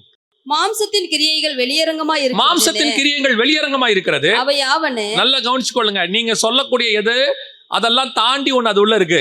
அது அவையாவன விபச்சாரம், வேசித்தனம், அசுத்தம், காமவிகாரம், விக்கிரகாராதனை, இல்லிசோனியம், பகைகள், விரோதங்கள், வைராகியங்கள், கோபங்கள், சண்டைகள், பிரிவினைகள், மார்க்கபேதங்கள், பொறாமைகள், கொலைகள், வெறிகள், களியாட்டுகள் முதலானவைகளே. முதல்ல 5 மட்டும் தான் நம்ம கணக்குல வச்சிருப்போம். பாவத்துல எதை வச்சிருக்கிறோம்? முதல்ல 5 தான் கணக்குல வச்சிருப்போம். திருப்பி வாசிங்க. விபச்சாரம், வேசித்தனம், அசுத்தம், காமவிகாரம், விக்கிரகாராதனை, இவ்வளவு மட்டும் தான் நம்ம கணக்குல வச்சிருப்போம். இதான் நம்ம கண்ணுக்கு முன்னாடி தெரியும். நீங்க பில்லி சூனியம் பண்ண போறதில்ல, இது மட்டும் தான் வச்சிருப்போம். அதுக்கப்புறம் என்ன இருக்கு? பில்லி சூனியத்துக்கு அப்புறம் பகை. இதை வந்து மாம்சமாவே நினைக்க மாட்டோம். எனக்கு அவனை பிடிக்கவே பிடிக்காது, அவனை கண்டாலே எரிச்சல். எனக்கு அவனுக்கு என்னன்னே தெரியாதுங்க, ஆனா அவனை பார்த்த உடனே ஒரு எரிச்சல் வருது. அடுத்து தொடர்ந்து விரோதிக்கிறவங்க. நல்லா கவனிச்சுக்கொள்ளுங்க, விரோதம். எனக்கு ஒரு ஊழியக்காரர் அடிக்கடி ஒரு வார்த்தை சொல்லுவார், நான் கேட்டிருக்கிறேன். எனக்கு இந்த உலகத்தில் விரோதியே இல்லைம்பார். அது சாதாரணமாக சொல்ல முடியாது, பொய்யெல்லாம் சொல்ல முடியாது. கர்த்தருக்கு முன்பாக பொய் சொன்னால் அது பொய்யாயிரும். அவர் அழகாக சொல்லுவார், எனக்கு விரோதியே இல்லை ஜெகன் அப்படிம்பார். ஏன்னு சொன்னால் அவங்க என்னை பகைச்சாலும் நான் பகைக்க மாட்டேன்பார். எனக்கு அது தேவையே இல்லைம்பார். ஏன் தெரியுமா? நீங்கள் விரோதிக்கிறது அவங்க விரோதிக்கிறாங்களா இல்லைன்னு அவங்க ஆவிக்கு உட்பட்டது, அது அவங்க இஷ்டம். அவங்க உங்க மேலே பொறாமையாக இருக்கிறாங்களா, அந்த லிஸ்ட்ல எல்லாம் அவங்க இருக்கிறாங்களான்றது அவங்க இஷ்டம். உங்களுக்குள்ள இல்லைன்னு மட்டும் பார்த்துக்கோங்க. அவன் லஞ்சம் வாங்குறான்ன்றது அவனுக்கு உள்ளது, நான் வாங்கலைன்றது ரொம்ப இம்பார்ட்டன்ட். அதான் இம்பார்ட்டன்ட். எனக்குள்ள அவன் மேல பகை இல்லை, அவன் உன்னை பகைக்கிறான், அது அவனுடைய இஷ்டம். சவுல் தாவீதை கொல்ல வழி பார்த்தார், அது அவருடைய இஷ்டம். பொறாமை, கொலபாதகம் எல்லாம் இருக்கு. ஆனா தாவீது ஒரு நாளும் சவுலை கொல்ல வேண்டும் என்று நினைக்கவில்லை. தாவீதை ஒரு நாளும் சவுலை பகைக்க வேண்டும் என்று நினைக்கல. அவன் மலஜலம் கழிக்க போகும்போது அவங்ககிட்ட இருக்க காரியத்தை எடுத்துட்டு வந்துட்டு சொல்றான், நான் நினைச்சிருந்தா அவனை கொண்டு இருக்கலாம், ஆனா நான் உன்னை கொல்லலை, ஏன்னா எனக்கு உன் மேல விரோதம் கிடையாது சொல்லி அனுப்புறான். உடனே அவன் சொல்றான், ஐயோ நீ என்னை பார்க்கணும், அவன் திருப்பி பகைக்கிறான். பகை இது எல்லாமே உங்கள் ஆவிக்கு விரோதமாய் போராடுறது. நாம என்ன நினைச்சுக்கிறோம் அப்படின்னா, சிலர் மேல நமக்கு ஒரு பொறாமை இருக்குது, சிலர் மேல நம்ம பகை இருக்குது, சிலர் செய்யற காரியங்களை பார்த்து அவங்க மேல உங்களுக்கு வந்து ஒரு எரிச்சல் இருக்கு, கசப்பு இருக்குது. இதெல்லாம் நீங்க நினைச்சுக்கிட்டு இருக்கிறீங்க, அவங்களால நான் செய்யறேன், அவங்க தான் காரணம் அப்படின்னு. கர்த்தர் சொல்றாரு, அவன் செஞ்சுட்டு போட்டோம், உனக்குள்ள அது இல்லாம பாத்துக்க, நீ அதை செய்யாம பாத்துக்க. காரணம் என்ன தெரியுமா? அவன் செஞ்சதுக்கு ஆக்கின தீப்பை அவன் அடைப்பான், ஆனா உனக்குள்ள அது வந்துருச்சுன்னு வச்சுக்க, அது உன்னை ஒரு நாள் கொன்று போடும். உன் ஆவியும் உன் மாம்சமும் போராட தொடங்கும். சில நேரத்தில் என்ன பிரச்சனை தெரியுமா? இப்போ ஒரு உதாரணத்துக்கு நான் சொல்றேன். அப்சலோம் கூட அகிதாபேல் போய் சேர்ந்து கொள்வார். அகிதாபேல் யாருன்னு கேட்டீங்கன்னா, இந்த தாவீது, பர்சேபால், உரியா இருக்காங்கல்ல, அவங்களுடைய சொந்தக்கார ஃபேமிலி. ஸோ இப்போ இவருக்கு வந்து தாவீது மேல ஒரு வெறி இருக்கு, அல்லது ஒரு கோபம் இருக்கு. ஆனா ராஜா ஒன்றும் பண்ண முடியாது, ஒரு கசப்பு இருக்குது. என் ஃபேமிலிக்குள்ள நடந்த ஒரு சம்பவத்தில் இவன் இப்படி பண்ணிட்டானேன்னு. பிரச்சனை எங்க இருக்குன்னு கேட்டீங்கன்னா, இவர் போய் என்ன பண்றாரு, அப்சலோம் கூட சேர்ந்துக்கிட்டு தாவீதை கொல்றதுக்கு வழி தேடுறாரு. பயங்கரமான ஆலோசனை கொடுக்கிறாரு. வேதம் சொல்லுது, அகிதோப்பேலின் ஆலோசனை எப்படி இருந்துச்சா? தேவனுடைய ஆலோசனை போல இருந்துச்சு, பயங்கரமான. ஆனால் வேதம் சொல்லுது, கர்த்தர் அவமாக்கி போட்டார். என் குடும்பத்துல நீ ஒரு பிரச்சனையை பண்ணிட்ட, நீ மோசமானவன், உன்னை பிளான் பண்ணி கவுக்குறேன் பாரு, உன்னை ஒழிச்சு கட்டுறேன் பாரு. ஆனா கர்த்தருடைய பார்வையில தாவீது கிட்ட நான் கணக்கு வாங்கிக்கிறேன். தாவீதை நான் என்ன பண்ணிடுறேன், என்ன நியாயம் தீர்க்கணும் அதை தீர்த்துக்கிறேன், நீ அந்த வேலையை செய்யக்கூடாது, அது உனக்குரிய வேலை இல்லை. கடைசியில பாருங்க, தாவீதை கர்த்தர் பழி வாங்கிட்டார். நியாயப்பிரமாணத்துக்கு ஏற்ற மாதிரி அந்த குழந்தையை கொன்று போட்டாருன்னு வசனம் சொல்லுது. அப்சலோமையும் கொண்டு போட்டாரு, அதுவும் இருக்கு. தாவீதை நியாயம் தீர்த்துட்டாரு. அதுக்கப்புறம் தாவீது மன்னிப்பு கேட்டாரு, கர்த்தர் தாவீதையும் மன்னிச்சிட்டார். நியாய தீர்ப்பும் கொடுத்து தண்டனையும் கொடுத்துட்டாரு, மன்னிக்கும் செஞ்சுட்டாரு. இப்ப விஷயம் என்னன்னா, தாவீது தப்பிச்சிட்டான். மாட்டினது யாரு? அகிதாப்பேல். இந்த அகிதாப்பேல் மேல தான் பல நேரத்துல நீங்களும் நானும் இருக்கிறோம். கர்த்தர் சொல்றாரு, மாம்சத்தின் கிரியை உனக்குள்ள வெளிப்படுது. கோபம் இருக்கு, மூர்க்கம் இருக்கு, உன் கோபத்துக்கு நியாயம் இருக்கு. நீ சொல்லும் போது சொல்ற, எனக்கு நியாயம், அவங்க இப்படி பண்ணது தப்பா இல்லையாங்க, அப்ப எனக்கு கோபம் வருமா வராதா? கர்த்தர் சொல்றாரு, நியாயம் இருக்கு, கோவப்படாத. இப்ப ஏசு சொல்றாருன்னு வச்சுக்கோங்க, இவனுங்க பண்ணதெல்லாம் என்னை பிடிச்சாங்க, என்ன நல்லது பண்ண வந்து அடிச்சாங்க, உதைச்சாங்க, சிலுவையில் அரைஞ்சாங்க, இவனுங்களை அழிக்கிறதுக்கு என்கிட்ட அதிகாரம் இருக்கு. இப்ப நான் அழிக்கிறதுக்கு என்கிட்ட அதிகாரம் இருக்கு, நியாயம் இருக்கா இல்லையா என் பக்கம்? ஆண்டவர் உலகமே சொல்ல, ஆமா நியாயம் இருக்கு, நீங்க இஸ்ரவேலை அழிச்சு போடலாம், தப்பே கிடையாது, அவ்வளவு நியாயம் இருக்கு. ஆனா ஆண்டவர் சொல்றார், நான் செய்ய மாட்டேன், நான் செய்தால் நான் மாம்சமாக இருப்பேன். இன்னைக்கு நமக்குள்ள கர்த்தர் அதான் எக்ஸ்பெக்ட் பண்றார். இயேசு கிறிஸ்துவினுடைய சுபாவம் குமாரனின் சாயலுக்கு ஒப்பாய் மாற வேண்டும் என்று ரோமர் 8:29 சொல்லுது. அதனுடைய அர்த்தம் என்ன? என் ஆவியோடு கூட நான் இசைந்து போகுதல். ஆவியானவர் ஆப்போசிட்டா சில நேரத்தில் உங்கள்கிட்ட பேசுவார். நீங்க ஒரு தீர்மானம் எடுத்து அது உலக பிரகாரமா கரெக்டா இருக்கும், நியாயமா இருக்கும். ஆண்டவர் சொல்றார், வேணாம் விட்டுரும்பார், இது உனக்கு வேண்டாம், நீ பண்ணு உன் வேலையை. ஏன்னா அது உன் தரிசனம், உன் அழைப்பும், உன்னுடைய காரியத்துக்கு அது ஓடுறதுக்கு தடையா இருக்கும். நீ இங்க மாம்சத்தோடு செயல்பட்டு இந்த உலகத்துல நீ நியாயவான், புத்திமான் அல்லது ரொம்ப நல்லவன்னு பேர் வாங்கறதுக்கு இங்க வரல. பரலோகத்துல பிதாவாகிய தேவனுக்கு முன்பாக உண்மையும் உத்தமன்னு பேர் வாங்க நீங்களானு வந்திருக்கிறோம். இந்த வேலையை ஆவியானவர் நமக்குள்ள செஞ்சுக்கிட்டே இருப்பாரு. ஒரு இடத்துல ஆண்டவர் சொல்றாரு, நான் சொல்றேன், ஆனா உன் மாம்சத்தை விட்டு நீ வெளியே வர மாட்டேங்கிற, அது போராடிக்கிட்டே இருக்கு என் கூட உட்காந்துக்கிட்டு, நான் சொல்ல சொல்ல சொல்ல நீ கேட்கவே மாட்டேங்கிற. ஆண்டவர் சொல்றாரு, என் ஆவி மனுஷனோடு கூட போராடுவதில்லை. சில நேரங்களில் கர்த்தர் திருப்பி சொல்றேன், இது பாவத்துக்காக மட்டும் சொல்லப்பட்டதல்ல, இது பாவத்துக்கும் பொருந்தும். சில பாவங்களை கர்த்தர் விட சொல்றாரா, விடுங்க, ஒன்றும் தப்பு கிடையாது. அப்படி ஒருவேளை நான் என்னுடைய அனுபவத்துல இருந்து உங்களுக்கு சொல்றேன், அந்த பாவத்தை உங்களால விட முடியாத அளவுக்கு நீங்க அடிக்ட் ஆயிருப்பீங்க. நான் இருந்திருக்கேன், அடிக்ட் ஆயிருப்பீங்க. அப்போ கர்த்தர் உங்ககிட்ட எக்ஸ்பெக்ட் பண்றது ஒண்ணுதான், நீங்கள் விட முடியாட்டியும் பரவாயில்ல, போய் முழங்கால் போட்டு அறிக்கை பண்ணுங்க முதல்ல. இப்படி ஒரு தகப்பன்ட்டையோ அல்லது ஒரு டாக்டர் கிட்டையோ ஒரு நோயாளி சொல்ற மாதிரி சொல்லுங்க, என்னால இதை விட முடியல, ஆனா எனக்கு ஆசை இருக்குது, நான் இதுல இருந்து வெளியே வரணும்னு நினைக்கிறேன், எனக்கு உதவி செய்யுங்கப்பான்னு கேளுங்க. நான் பரலோகத்தை முன்னிட்டு தேவனுக்கு முன்பாக சொல்லுகிறேன், அதுல இருந்து விடுதலை ஆவதற்கு கர்த்தர் உதவி செய்வார். எப்படி விடுதலை ஆக்கினார் உங்களுக்கு தெரியவே தெரியாது, ஆனால் நீங்கள் விடுதலை ஆவீர்கள். ஏன்னா வேதம் சொல்லுது, மனுஷனால முடியாததுக்கு தான் ஆவியானவர் வந்திருக்கிறார். ஆவியானவருக்கு பேரே விடுதலையின் ஆவியானவர். மனுஷகுமாரன் விடுதலையாக்கினால் மெய்யாகவே நீங்கள் விடுதலை ஆவீர்கள். நான் உடனே பாவம் ஈஸி தான், ரொம்ப தட்டி விட்டு போயிடலாம் இல்ல, கஷ்டம். நிறைய நேரங்களில் சில பாவங்களை விடுவது கஷ்டம். ஏன்னா அது சின்ன வயசுல நமக்குள்ள வந்திருக்கோம், சிந்தனையில் இருக்கும், நம்முடைய மாம்சத்தை முழுவதுமாக ஆளுகை செஞ்சிருக்கோம். நான் நினைக்கிறேன் விட முடியல. கர்த்தர் சொல்றாரு, உன்னால முடியும். அதுக்கு ஒண்ணு நீ செய்ய, அந்த பாவத்தோடய போ ஆண்டவர்கிட்ட, குஷ்ரோகியோடய போ, பாவியாவே வா. ஆனால் அந்த இடத்துல மட்டும் ஆண்டவர் ஒரு கேள்வி ஒண்ணு கேட்பாரு, நீ சுகமடைய விரும்புகிறாயா? அந்த கேள்வி அவர் கேட்பாரு. அந்த கேள்விக்கு மட்டும் ஆமான்னு சொல்லுங்க. தேவ சமூகத்துல போய் உட்காந்து சொல்லுங்க, நான் விடுதலையாக விரும்புகிறேன். அறிக்கை பண்ணுங்க, முழங்கால் போட்டு ஆண்டவர்கிட்ட சொல்லுங்க, ஆண்டவரே என் மாம்சத்திலிருந்து நான் விடுபடுறேன். இந்த வார்த்தையை நீங்க சொல்லும் போதே மாம்சத்தை ஜெயிக்க ஆசைப்படுறீங்கன்றத நீங்க அறிக்கை பண்ண ஆரம்பிச்சிட்டீங்க. முழு இருதயத்தோட சொல்லணும். சொல்ல ஆரம்பிச்சீங்கன்னா உங்க ஆவியானவர், உங்களுக்குள் இருக்கிறவர், அந்த மாம்சத்தை மேற்கொள்வதற்கு அதிகாரம் கொடுப்பார். இப்ப என்ன தெரியுமா நடக்கும்? கர்த்தர் உங்களை உண்டாக்கினதுக்கு மனஸ்தாபப்பட மாட்டார், உங்களை உண்டாக்கினதுக்கு சந்தோஷப்படுவார். ரெண்டையும் நீங்க செய்யலாம். ஆவியானவரை சந்தோஷமும் படுத்தலாம், ஆவியானவர் என்ன பண்ணலாம், துக்கமும் படுத்தலாம். அப்ப நல்லா கவனிச்சு கொண்டீங்கன்னா, கர்த்தர் உங்கள் மாம்சத்தை ஜெயிக்க வேண்டும் என்று விரும்புகிறார், நீங்க ஜெயிக்கணும்னு விரும்புகிறார். அந்த ஆவியை நீங்க ஜெயிக்க கூடாது, ஆவி உங்க மாம்சத்தை ஜெயிக்கணும். முதலாவதாக ஆவியை துக்கப்படுத்தாதிருங்கள். இரண்டாவது, கர்த்தர் எங்க அவர் துக்கப்பட்டார் வாசிங்க. 1 சாமுவேலின் புஸ்தகம் 15ஆம் அதிகாரம் 11வது வசனம் வாசி. நான் சவுலை ராஜாவாக்கினது எனக்கு மனஸ்தாபமாய் இருக்கிறது. அவன் என்னை விட்டு திரும்பி என் வார்த்தைகளை நிறைவேற்றாமல் போனான் என்றார். என் வார்த்தைகளை. இரண்டாவது, கர்த்தர் எப்ப மனஸ்தாபப்படுறார் தெரியுமா? இப்போ கர்த்தர் தான் சவுலை ராஜாவாக அபிஷேகம் பண்ணார். யோசித்து பாருங்க, ஜனங்கள் ராஜா கேட்கிறாங்க. ராஜா கேட்கும்போது கர்த்தர் சொன்ன வார்த்தை, சாமுவேல் ரொம்ப துக்கமா இருக்கிறார். சாமுவேல் துக்கமா இருக்கிறார். இந்த காரியம் சாமுவேலுக்கு துக்கமா இருந்தது. இப்போ கர்த்தர் சொன்ன வார்த்தை, அவர்கள் உன்னை அல்ல என்னை தள்ளினார்கள். நான் ராஜாவா இருந்தபடி என்ன பண்ணிட்டாங்க? ஸோ கர்த்தருக்கு அதுவும் துக்கமாக தான் இருக்கே. என்னடா இவனுங்க என்ன ராஜாவா இருக்காதபடி தள்ளிட்டாங்களே. சரி, அவங்க என்ன கேட்குறாங்க? ஒரு ராஜாவை கேட்குறாங்க. சரி கொடுத்துருவோம் அப்படின்ட்டு கொடுத்துட்டார். இப்போ ராஜாவை கர்த்தர் யார் கொடுத்தாங்கன்னா கர்த்தர் தான் கொடுத்தாரு. சமஸ்த இஸ்ரவேலிலே சவுலை போல ஒரு உயரமான ராஜா கிடையவே கிடையாதான். நல்ல டேலண்டட் ஃபெலோ, ரொம்ப நல்லவன். ஆரம்பத்தில் பார்த்தீங்கன்னா அவனை மாதிரி நல்லவனை நீங்கள் பார்க்கவே முடியாது. ரொம்ப நல்லவன் தான், அதில் மாற்று கருத்தை இல்லை. கர்த்தர் கெட்டவனை செலக்ட் பண்ணி கொடுக்கல, நல்லவனை செலக்ட் பண்ணி கொடுத்தாரு. ஆண்டவர் என்ன செய்யறாருன்னு எல்லாம் கவனிச்சிங்கன்னா, இவங்க ராஜா கேட்டவொன்னா அவருக்கு என்ன பண்ணணும்? கோவப்படணும். என்ன கோவப்படணும்? என்ன தள்ளிட்டு நீங்கள் ஒரு ராஜா கேட்குறீங்களா? கொடுக்குறேன் வாங்க, ஒன்று நாசமாக்க போகிறான் அப்படி தானே சொல்லணும். ஆனால் கர்த்தர் அப்படி கொடுக்கல, தி பெஸ்ட் ராஜாவை கொடுத்தாரு. ஆனால் சொல்கிறாரு, அந்த ராஜாவுக்கு சில மனுஷனுக்கே ஒரு சுபாவம் கொஞ்சம் இருக்கு, அதெல்லாம் அவன் செய்வான்றதையும் சொல்லிடு. என்ன சொல்லிடு? அந்த சுபாவத்தை செஞ்சிரு. ஆனால் நான் தி பெஸ்ட் கிங்கை கொடுக்குறேன், நல்ல ராஜாவை கொடுக்குறேன் அப்படின்னு சொல்லிட்டு சவுலை கொடுக்குறாரு. சவுல் நல்ல ராஜா, மாற்று கருத்தே கிடையாது. ஆரம்பத்தில் பார்த்தீங்கன்னா அவன் ரொம்ப பெஸ்ட். ஆனால் ஒரு இடத்துல கர்த்தர் சொல்றாரு, சவுலை ராஜா வைக்கிறது எனக்கு எப்படி இருக்கிறது? மனஸ்தாபமா இருக்கு, துக்கமா இருக்குது. ஏன், என்ன நடந்துச்சு அப்படின்னா அடுத்த வார்த்தை சொல்றாரு. வாசிங்க அந்த வசனத்தை திருப்பி வாசிங்க. 15, 11 வாசிங்க. நான் சவுலை ராஜா வைக்கினது எனக்கு மனஸ்தாபமா இருக்கிறது. நான் சவுலை ராஜா வைக்கினது எனக்கு மனஸ்தாபமா இருக்கிறது. அவன் என்னை விட்டு திரும்பி என் வார்த்தைகளை நிறைவேற்றாமல் போனான். என் வார்த்தைகளை நிறைவேற்றாமல் போனான். அப்ப என்ன வார்த்தையை நிறைவேற்றாம போனா அப்படின்னு அந்த சம்பவத்தை படிச்சு பார்த்தீங்கன்னு சொன்னா, அமலேக்கிய ராஜாவை கர்த்தர் வந்து கொல்ல சொல்றாரு.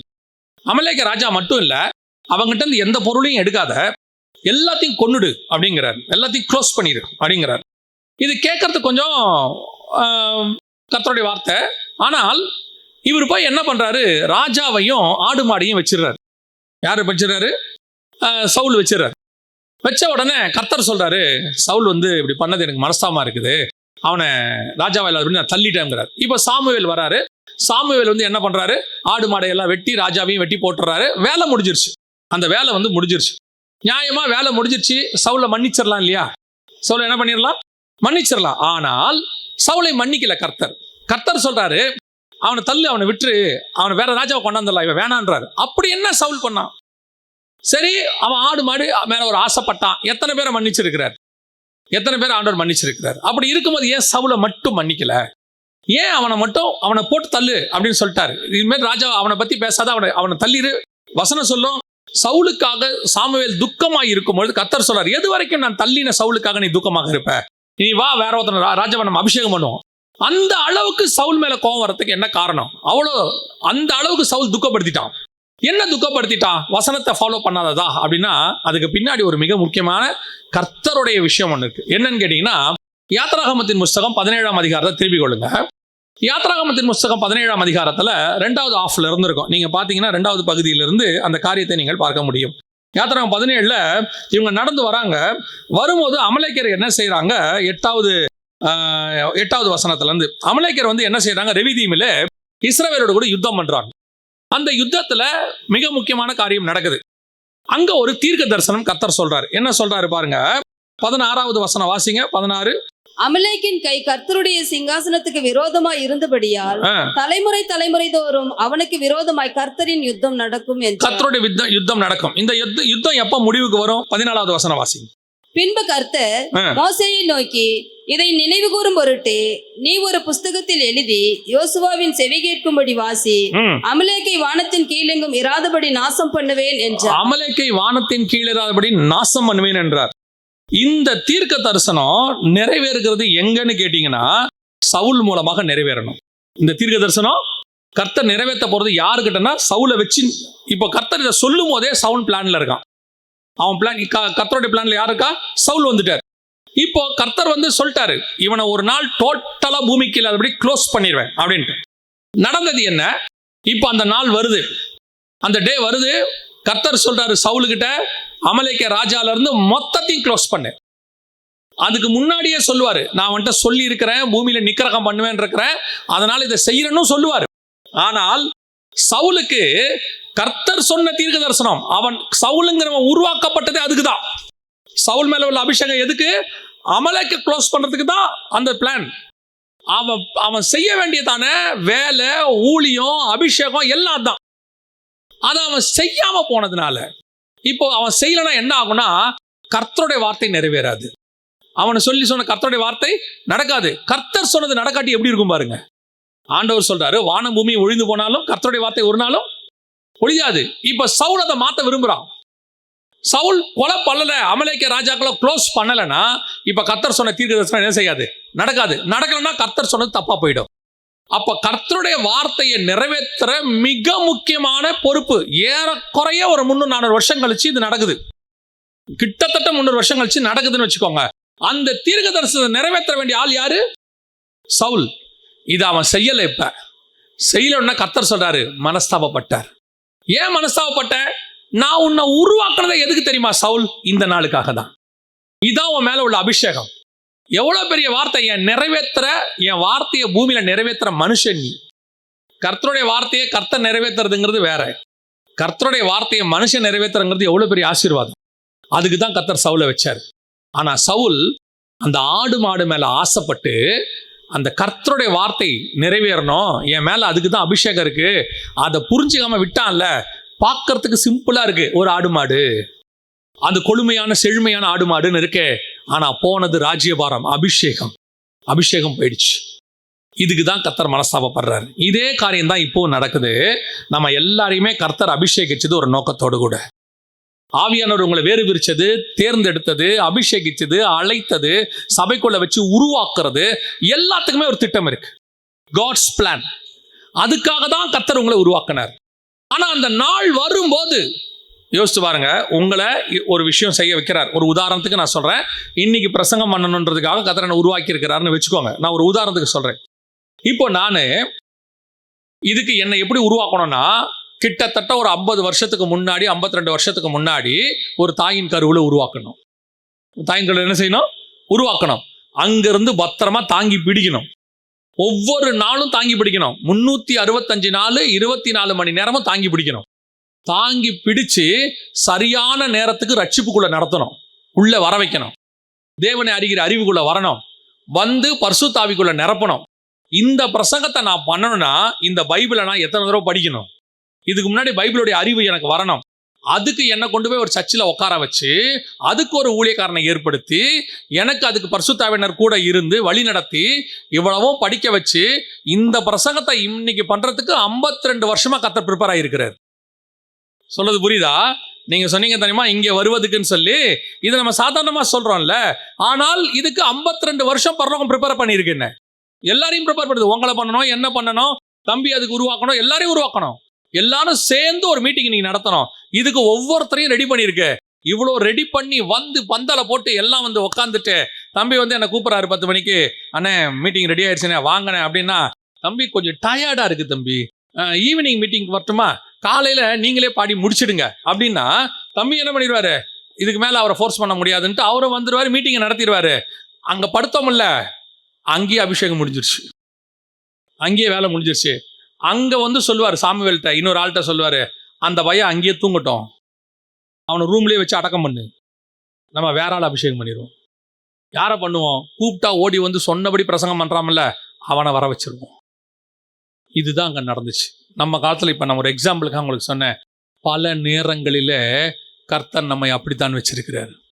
கர்த்தருக்கு ஒவ்வொரு விஷயமும் உங்களை கொண்டு செய்வது அவருடைய பிளான். ஆண்டவர் உங்களை எங்கே போகணும், என்ன பண்ண வைக்கணும், உங்களை கொண்டு. இப்போ ஒரு உதாரணத்துக்கு சொல்கிறேன். நான் வர்றதுனால, இதுவும் உதாரணம் தான். நான் வர்றதுனால இங்கே ஒருத்தர் ரட்சிக்கப்படுறாருன்னு வச்சுப்போம். அவர் ஒரு நாள் ஊழியக்காரனாக மாறி ஒரு 2 லட்சம் பேர் 3 லட்சம் பேரை ரட்சிக்கிற பில்லிகிரகமாக மாறிட்டாருன்னு வச்சுக்கோங்க. இவ்வளோ பெரிய பிளானை யார் கொலாப்ஸ் பண்ணுறது? நான் பண்ணிடுவேன். ஆனால் கர்த்தர் என்ன பண்ணுவார்? எனக்கு பதிலாக இன்னொரு ஆள் சாமுவேலை வச்சு பேசி அவரை ரட்சித்துருவார், அதை ரெடி பண்ணிடுவார், அந்த பில்லிகிரகம் உருவாயிருவார், அது நடந்துடும். ஆனால் இந்த பிளான்லேருந்து யார் வெளியே போயிட்டா? நான் வெளியே போயிட்டேன். அதே மாதிரி தான் உங்களுக்கும் பொருந்தும். பல நேரங்களில் கர்த்தர் நம்மளை அபிஷேகம் பண்ணது அவருடைய வார்த்தையை நிறைவேற்றுவதற்காக. ஏதோ விளையாட்டுக்காக ஆவியானவர் செய்யல. எப்போ உங்க மேல வச்ச அந்த பர்டிகுலர் பிளான் நீங்க அசட்டப் பண்றீங்களோ, எப்போ அதை விட ஆடு மாடுக்கு இம்பார்ட்டன்ஸ், உலகத்துக்கு, மனுஷனுக்கு, பணத்துக்கு, உலகத்துல உள்ள பொருளுக்கு, அல்ல உலகத்துல உங்க உள்ள நம்ம போன பாயிண்ட்ல பார்த்தோமே நம்மளுடைய மாம்சம், அது சொல்லும். அதெல்லாம் முடியாது. சில நேரங்களிலே நம்ம நினைச்ச மாதிரி இருக்காது, நம்ம விரும்பின மாதிரி இருக்காது. கர்த்தர் நம்மளை ஆனா அழைத்து கொண்டு வந்த நோக்கம் என்னன்னு பார்க்கணும். அதுக்கு பின்னாடி தான் ஓடணும். அதுதான் நம்ம பிரதானம். சுத்தி இருக்கிற ஆடு மாடு, அமலேக்கிய மாடு, வெள்ளை பார்க்கறதுக்கு கொழுமையானவைகள், செழுமையானவைகள்.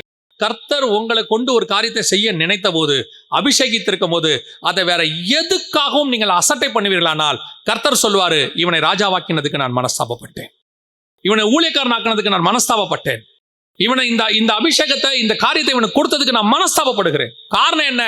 உயிரே போனாலும் செய்யணும். அதை கர்த்தர் சொல்லிட்டாரா? No other words. முடிஞ்ச வரைக்கும் 99.99. ஒரு ஊழியத்துக்கு ஆரம்ப காலகட்டத்தில் ஊழியத்துக்கு போகும்பொழுது முதல் 2 நாள் மீட்டிங், முதல் நாள் மீட்டிங் போகும்போது ஆக்சிடென்ட் ஆயிடுச்சு. ஆக்சிடென்ட் ஆகிட்டு எனக்கு ஒன்றும் பெரிய அடியெல்லாம் ஒன்றும் இல்லை, எனக்கு மட்டும் கொஞ்சம் தலையில் வீங்கிருச்சு, மற்றபடி ஒன்றும் இல்லை. நான் மறுநாள் சொல்லிட்டேன் எனக்கு ஆக்சிடென்ட் ஆயிடுச்சு, நான் வர முடியாதுன்னு சொல்லிட்டேன். என்னை கூட்டிகிட்டு போனார் ஒருத்தர், அவர் தான் கூட்டிகிட்டு போனவர். அவருக்கு செம்ம அடியே, தலைகளை கை கால் எல்லாம் அடி. அப்புறம் மறுநாள் ஊழியம் முடிஞ்ச உடனே அவர் எனக்கு ஃபோன் பண்ணார், பிரதர் மினிஸ்ட்ரிக்கு நீங்கள் ஏன் வரல அப்படின்னாரு. வரலையா? நீங்கள் போனீங்களான்னு கேட்டேன். நான் போனேன் பிரதர்னு. இல்லையே, உங்களுக்கு கை தலை எல்லாம் அடியாச்சேன்னு. அவர் சொன்னார், ஒரு நாள் தானே பிரதர், முடிஞ்சிச்சு, அட்ஜஸ்ட் பண்ணி போயிட்டேன், ஊழியத்தை முடிச்சிட்டேன், அப்போ இந்த வாரம் ஃபுல்லாக ரெஸ்ட் எடுத்துக்கலாம் பிரதர்னாரு. ஆவியானவர் சொன்னார், போக முடியாதவனே போயிட்டான், உனக்கு என்ன இப்ப? நீ உட்காந்தானே இருக்க, நீ காரணம் சொல்ற தலையில் அடின்னு, ஆனால் 7 இடத்துல அடிபட்டவன் அங்கே நிற்கிறான், நீ போக முடிஞ்ச ஆளு. அன்னைக்கு ஆவியானவர் நல்ல வேளை ஒரு எக்ஸ்கியூஸ் கொடுத்தாரு. இதான் லாஸ்ட். இன்னொரு வாட்டி உன்னால் போக முடிஞ்சு நீ போக முடியலன்னா உன் அபிஷேகத்தை பற்றி ரொம்ப கேர்ஃபுல்லாக இருந்துக்கோன்னு. அன்னையிலேருந்து இன்னைய வரைக்கும் முடிஞ்சிருச்சுன்னா 99% ஓடி போயிடுவோம். என்ன நினைப்பேன்னா, போய் அங்கே செத்தாலும் பரவாயில்ல, ஆனால் போக முடியல, வேற வழியில் படுத்துட்டோம்னா அது ஒன்றுமே செய்ய முடியாது, யாராலையும் ஒன்றும் செய்ய முடியாது, நம்ம படுத்துட போகிறோம், அவ்வளோதான். நமக்கும் தேவனுக்கும் உள்ளது தான். எதுக்கு சொல்ல வரேன்னா, கர்த்தர் நம்மளை அபிஷேகம் பண்ணது அந்த நாளுக்காக தான். கர்த்தர் அன்னிலேருந்து செலக்ட் பண்ணியிருக்கிறார். நம்மளை கொண்டு ஒரு சார்ட் போட்டு வச்சிருப்பாரு, இதை கொண்டு இவனை செய்யணும் அப்படின்னு நம்ம லைஃபுக்கு வச்சிருப்பாரு. ஏதோ 2 நாள் நல்லா செஞ்சுட்டு நான் தான் 2 நாள் நல்லா மினிஸ்ட்ரி பண்ணிட்டேனே, ஒரு 2 நாள் பரவாயில்ல, ஆண்டவர் பொறுத்துப்பாரு, அதெல்லாம் கிடையவே கிடையாது. அது நம்ம மேலே விழுந்த கடமை, டைம் டேபிள். அதை மொத்தமாக செஞ்சு முடிச்சு பரலோகத்தில் போய் தான் ரெஸ்ட்டு, அப்போ எடுத்துக்கலாம். இங்கே நிறைய பேர் அந்த அபிஷேகத்தை அசட்டை பண்ணுறது, நீங்கள் மீட்டிங்கை கேன்சல் பண்ணுறதுங்கிறது கர்த்தருடைய அபிஷேகத்தை அசட்டை பண்ணுறதுக்கான அர்த்தம். முடியலன்னு திரும்பி சொல்கிறேன், முடியலன்னா வேற, அது வேற விஷயம். ஆனால் கர்த்தர் உங்களை கொண்டு செய்ய நினைத்ததை யூ மஸ்ட் டூ, நீங்கள் செஞ்சே ஆகணும். அது என்ன வேணா அதுக்கு நீங்கள் காரணம் சொல்லலாம், பரலோகம் ஒத்துக்கவே. அந்த வேலையில் இங்கே கிடையாது. பல நேரங்களில் ரொம்ப முடியல, வேற வழியே கிடையாது, ஐசியூவில் இருக்காங்கன்னா நீங்கள் கூட இருந்தால் ஆகணும், வேற வழியே இல்லை. ஆனால் அதே நேரத்தில் ஒரு நாள் கர்த்தருக்கு கொடுத்துருக்க அழைப்பு, ஊழியம், நிறைய பேர் இந்த மாதிரி தங்களை அழைப்பை இழந்தவர்கள் இருக்கிறார்கள். சவுல் மட்டுமல்ல, எனக்கு தெரிஞ்ச நிறைய பேர் இருக்காங்க. நாம் அந்த லிஸ்ட்டில் இருக்கக்கூடாது. அந்த அபிஷேகம் போச்சுன்னா கர்த்தர் மனஸ்தாபப்படுவார். நான் மாற்றி சொல்கிறேன், ஆனால் அந்த நேரத்தில் நீங்கள் செஞ்சு பாருங்க, உங்கள் நிமித்தம் ஆவியானவர் சந்தோஷப்படுவார். அதுக்கு நடுவில் அவன் செஞ்சுட்டான்டா, அவனால் முடியாதுன்னு தெரியுது, ஆனால் அதுக்கு நடுவில் என்ன பண்ணிட்டான், வெள்ள உடம்பு சரியில்லாமல் இருக்கு, படுத்து கிடக்கு, ஆனாலும் ஓடி போய் அந்த மினிஸ்ட்ரி பண்ணிட்டு வந்துட்டான். அவன் நிமித்தம் நான் சந்தோஷப்படுகிறேன். ஆவியானவரை துக்கப்படுத்துறதும் ஆவியானவரை சந்தோஷப்படுத்துறதும் அவருடைய வார்த்தைக்கு நம்ம கீழ்ப்படிகிறதில் இருக்கு. அல்லேலூயா. கடைசியாய் ஒரு காரியம் சொல்லிவிட்டு நான் முடிக்கிறேன். வாசிங்கள், லூக்கா எழுதின சுவிசேஷம் 19ஆம் அதிகாரம் 41வது வசனத்தை வாசிங்க. அவர் சமீபமாய் வந்தபோது நகரத்தை பார்த்து அதற்காக கண்ணீர் விட்டு அழுது, உனக்கு கிடைத்த இந்த நாளிலும் உன் சமாதானத்துக்கு ஏற்றவைகளை நீ அறிந்திருந்தாயானால் நலமாய் இருக்கும், இப்பொழுதோ அவைகள் உன் கண்களுக்கு மறைவாய் இருக்கிறது. நல்லா கவனிங்க, கர்த்தர் இப்பொழுது மிகவும் துக்கப்பட்டு, 2 இடத்துல தான் இயேசு கண்ணீர் விட்டார்னு இருக்கும். ஒன்று இந்த இடத்துல, இன்னொன்று அவர் மார்த்தாள் மரியாள் லாசரை எழுப்ப போகும்போது கர்த்தர் கண்ணீர் விட்டார்னு இருக்கும். நல்லா கவனிச்சுக்கொள்ளுங்க, ஏன் கர்த்தர் அழுகிறார்னு இருக்கு இந்த இடத்துல. 19ஆம் அதிகாரம் லூக்கா எழுதின சுவிசேஷம் 41வது வசனம், அவர் சமீபமாய் வந்தபோது நகரத்தை பார்த்து அதற்காக கண்ணீர் விட்டு அழுது. அந்த நகரத்தை, எருசலேமை பார்த்து அழுகுறார் ஆண்டவர். இப்ப சொல்றாரு, அவ்வளோ துக்கம் இருதயத்தில் ஆண்டவருக்கு. அழுகுறாருன்னா பாத்துங்களேன், நமக்கு எப்போ அழுக வரும்? துக்கம் கண்ணீர் எப்போ வரும்? நம்ம கவலை அடைஞ்சு துக்கம் வந்தாதான் நமக்கு என்ன வரும்? கண்ணீர் வரும். கர்த்தர் சொல்றாரு, நகரத்தை பார்த்து கண்ணீர் விட்டு அழுது. இது எப்போ, இந்த சம்பவம் எப்படி நடக்குது, ஏன் அவர் அழுதார் அப்படின்னு பார்த்தீங்கன்னா, பின்னாடி அதுக்கு நடக்க போற விஷயத்த சொல்றார். அந்த 42வது வசனத்துல இருந்து 44வது வசனம் வரைக்கும் அதுக்கு நடக்க போறதை நினைச்சு கர்த்தர் சொல்றாரு, நடக்க போறதை நினைச்சு. இப்போ கர்த்தர் கிட்டத்தட்ட 3.5 வருஷம் இஸ்ரவேல் ஜனங்களோட பேசி இருக்கிறார். யூதர்களோட பேசி இருக்கிறார். எத்தனையோ காரியங்களை அவங்களுக்கு சொல்லிக்கிட்டே இருக்கிறார். மனம் திரும்பு, மனம் திரும்பு, மனம் திரும்புன்றார். இப்போ அவருக்கு நல்லா தெரியுது, டோர் க்ளோஸ் ஆகுது. என்ன தெரியுது? டோர் க்ளோஸ் ஆகுது. இதுக்கு மேல இவனுக்கு டோர் ஓப்பன் இல்ல, ஃபினிஷ் அப்படிங்கிற இடத்துக்கு கர்த்தருக்கு தெரிஞ்சிருச்சு. அங்க அவர் சொல்றாரு 42வது வசனம், உனக்கு கிடைத்த இந்த நாளிலும் உன் சமாதானத்துக்கு ஏற்றவைகள் நீ அறிந்திருந்தாயானால் நலமாய் இருக்கும். இப்பொழுதோ அவைகள் உன் கண்களுக்கு மறைவாய் இருக்கிறது. நான் உன்னை சந்திக்கும் காலத்தை அறியாமல் போனபடியால் இனிமேட்டு உனக்கு சான்ஸ் இல்லைங்கிறார். உனக்கு இதுவரைக்கும் இருந்த ஓப்பன் டோர் க்ளோஸ் ஆயிடுச்சு. இதுவரைக்கும் உன் மேல வச்சிருந்த அந்த அபிஷேகத்துக்காக நான் காத்திருந்தது, உன் மேல நீ திருந்திருவேன்னு சொல்லி உனக்காக நான் இத்தனை வருஷம் வெயிட் பண்ணிக்கிட்டே இருந்தேன், பேசினேன், உனக்காக நான் வந்து இறங்கி மாம்சமும் ரத்தமா வந்து நிக்கிறேன். ஆனால் நீ எல்லாத்தையும் தள்ளிட்ட. உனக்கு கிடைச்ச சான்சஸ் எத்தனையும் நீ வேஸ்ட் பண்ணிட்ட. இப்ப கர்த்தர் எப்ப துக்கமாறாருன்னா, என் கண்ணுக்கு முன்னாடி நீ அழிய போற, என் கண்ணுக்கு முன்னாடி உன்னை நாசமாக்க போறாங்க, நான் பார்க்க போறேன். பின்னாடி சொல்றாரு, உன் சத்துருக்கள் உன்னை சூழ மதில் போட்டு உன்னை வளைந்து கொண்டு எப்பக்கத்தில் உன்னை நெருப்பி உன்னையும் உன்னில் உள்ள உன் பிள்ளைகளையும் தரையாக்கி போட்டு உன்னிடத்தில் ஒரு கல்லின் மேல் ஒரு கல் இல்லாதபடிக்கு செய்யும் நாட்கள் உனக்கு வரும் என்றார். நியாய தீர்ப்பை பத்தி பேசுறார். எருசலேமுக்கு வரக்கூடிய நியாய தீர்ப்பை பத்தி பேசுறார். யோசிச்சு பாருங்க, இயேசு கிறிஸ்துவை போல பொறுமையான தேவனை உங்களால பார்க்கவே முடியாது. அன்பான தேவனை பார்க்கவே முடியாது. மன்றாடுகிற தேவனை பார்க்க முடியாது. அவர் உட்கார்ந்து பிதா கிட்ட மன்றாடிக்கிட்டே இருப்பார். ஒரு ஓமை சொல்லுது, பிதா சொல்றாரு, எதுக்கு இந்த மரம் வெட்டி போடு அப்படின்றாரு. ஆனா தோட்டக்காரர் சொல்றாரு, எஜமான் பார்த்து, இந்த மரம் இந்த வருஷத்தில் இருக்கட்டும், ஒரு வருஷம் கொடுங்க, ஐ வில் ட்ரை, ஒரே ஒரு வருஷம் ட்ரை பண்ணி பார்க்கறேன், அதை கொத்தி எரு போட்டு பார்க்கறேன், இட்ஸ் a last chance, ஒரு வருஷம் எனக்கு கொடுங்க. அந்த மாதிரி கடைசி நிமிஷம் வரைக்கும் ட்ரை பண்ற ஆண்டவர். கடைசி நிமிஷம் வரைக்கும் ஒரு இடத்துல ஒரு துக்கமா சொல்றாரு, உன் சான்ஸ் முடிஞ்சிருச்சு, இதுக்கு மேல நீ என்ன ஆக போறேன்னு எனக்கு தெரியலையே, உன்னை இப்படியெல்லாம் உன்னை நாசம் பண்ண போறாங்களே. அநேகரோடு கூட கர்த்தர் பேசுகிறார். உனக்கு கர்த்தர் கொடுத்ததான வாய்ப்பு முடிவடைகிறதான பின் பாயிண்ட்ல வந்து நின்றுகிட்டு இருக்கிறோம். எத்தனையோ முறை கர்த்தர் உங்ககிட்ட பேசி பேசி பேசி பேசி கர்த்தருக்கு தம்முடைய பிள்ளைகளை சத்ருவின் கையில ஒப்படைக்கணும்னு ஒரு நாளுக்கு ஆசை கிடையாது. பாருங்க, யோபுக்கும் உத்தமனும் சன்மான் நீதிமான் அவனை போல ஒருத்தனும் கிடையாது. இப்ப பிசாசு வந்து சொல்றான், சும்மாவா நீங்க அவனை சுத்தி எல்லாம் ஆசீர்வாதமா வச்சிருக்கிறீங்க, எல்லாம் பண்ணிருக்கிறீங்க அப்படின்னு சொல்றாரு. சொன்ன உடனே ஆண்டவர் சொல்றாரு, சரிப்பா சோதிச்சு பாரு, ஆனா ஜீவனை மட்டும் தப்ப விட்டுரு, அவனை ஒண்ணும் பண்ணிடாத, சரீரத்தை மட்டும் தொடு, வேற எதையும் ஃபர்ஸ்ட் அதுவும் கொடுக்க மாட்டார். ஃபர்ஸ்ட் அவன் சொல்லுவான், எல்லாத்தையும் நீங்க தான் வேலி அடைச்சு வச்சிருக்கிறீங்களா, சரி எல்லாத்தையும் தொடு, ஜீவனை விட்டுரு. நம்ம ஒரு நாளும் சாகணும், ஒரு நாளும் கொண்டு போடணும், அல்ல நம்ம அது கர்த்தருக்கு பிரியமானது கிடையவே கிடையாது. எந்த சூழ்நிலையிலையாவது உன்னை காப்பாத்தி வாழ வைக்கணும்னு கர்த்தர் நினைப்பார். எப்படியாவது பிழையாம பார்த்து கர்த்தர் சொல்லுவாரு, நீ இஸ்ரவேல் ஜனங்களை சபிக்க போக வேண்டாம், நீ அவங்களை என்ன செஞ்சிடாத, சபிக்க போகாதேன்னு பாரு. ஏன் கர்த்தர் பிழையாம சபிக்க வேணாம்னு சொன்னார் தெரியுமா? பிழையாம பார்த்து ஏன் சபிக்க வேணாம்? அவன் சபிச்சா இஸ்ரவேல் சாபமாயிடுன்னு அர்த்தம் கிடையாது. அது பாலாக்கோடைய நம்பிக்கை. பாலாக்கு சொன்னா நீ சபிச்சா என்ன ஆகும், அவங்க சாபம் ஆயிடுவாங்க.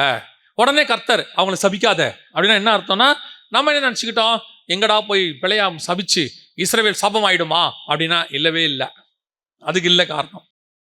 கர்த்தர் ஏற்கனவே ஆபிரகாம் ஒரு வார்த்தையை வாக்குத்தத்தம் பண்ணிட்டார். என்ன வாக்குத்தத்தம் தெரியுமா? நீ ஆசீர்வதிக்கிறவர்களை நான் ஆசீர்வதிப்பேன், உன்னை சபிக்கிறவர்களை சபிப்பேன். அப்பனா என்ன அர்த்தம்? பிழையாம் போய் சபிச்சா அவங்க சாபமாக்க மாட்டாங்க, பிழையாம் சாபமாயிடும்.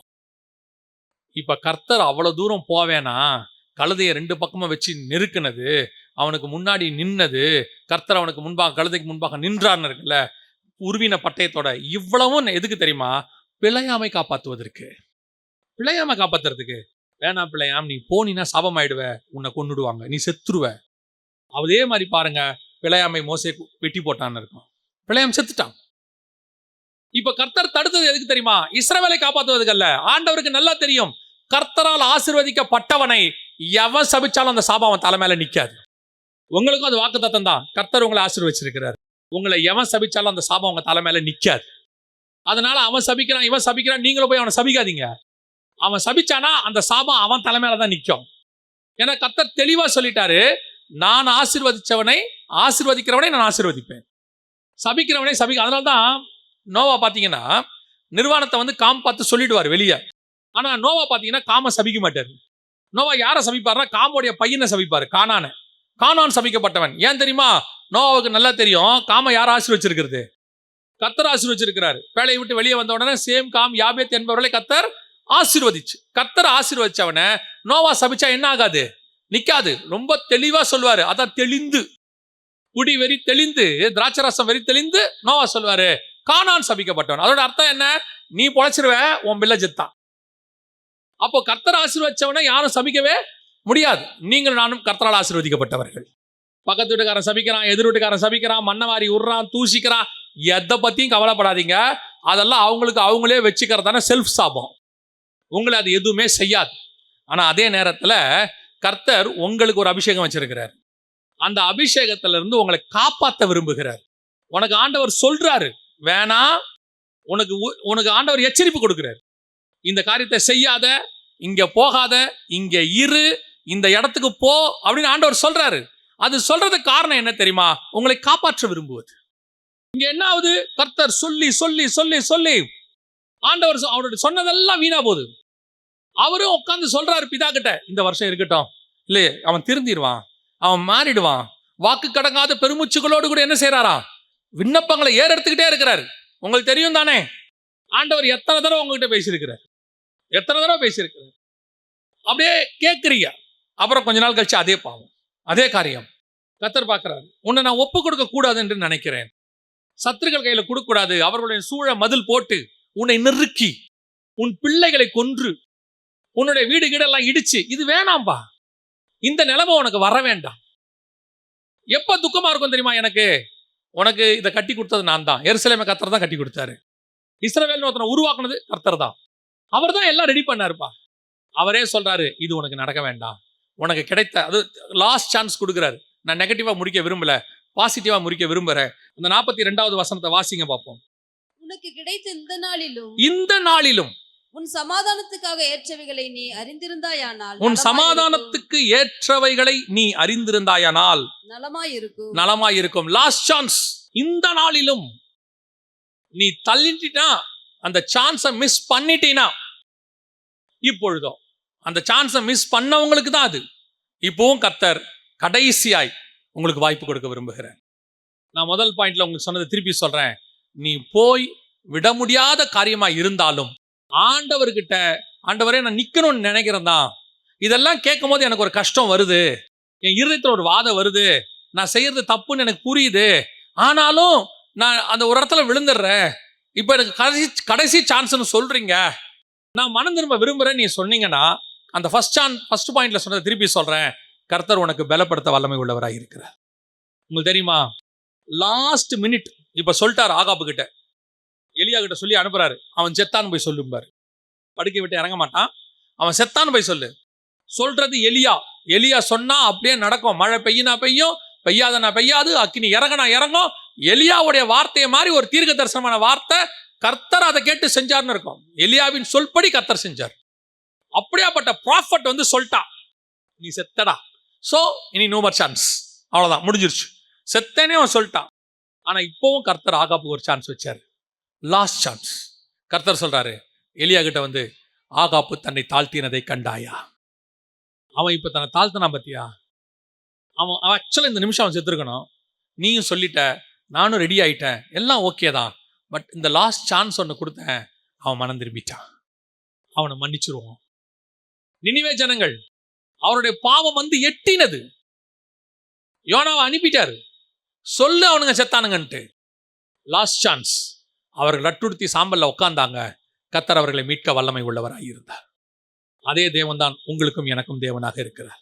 அவர் நேற்றும் இன்றும் என்றும் மாறாதவர். God wants to give you the chance. கர்த்தர் உனக்கு ஒரு வாய்ப்பை கொடுக்க விரும்புகிறார்.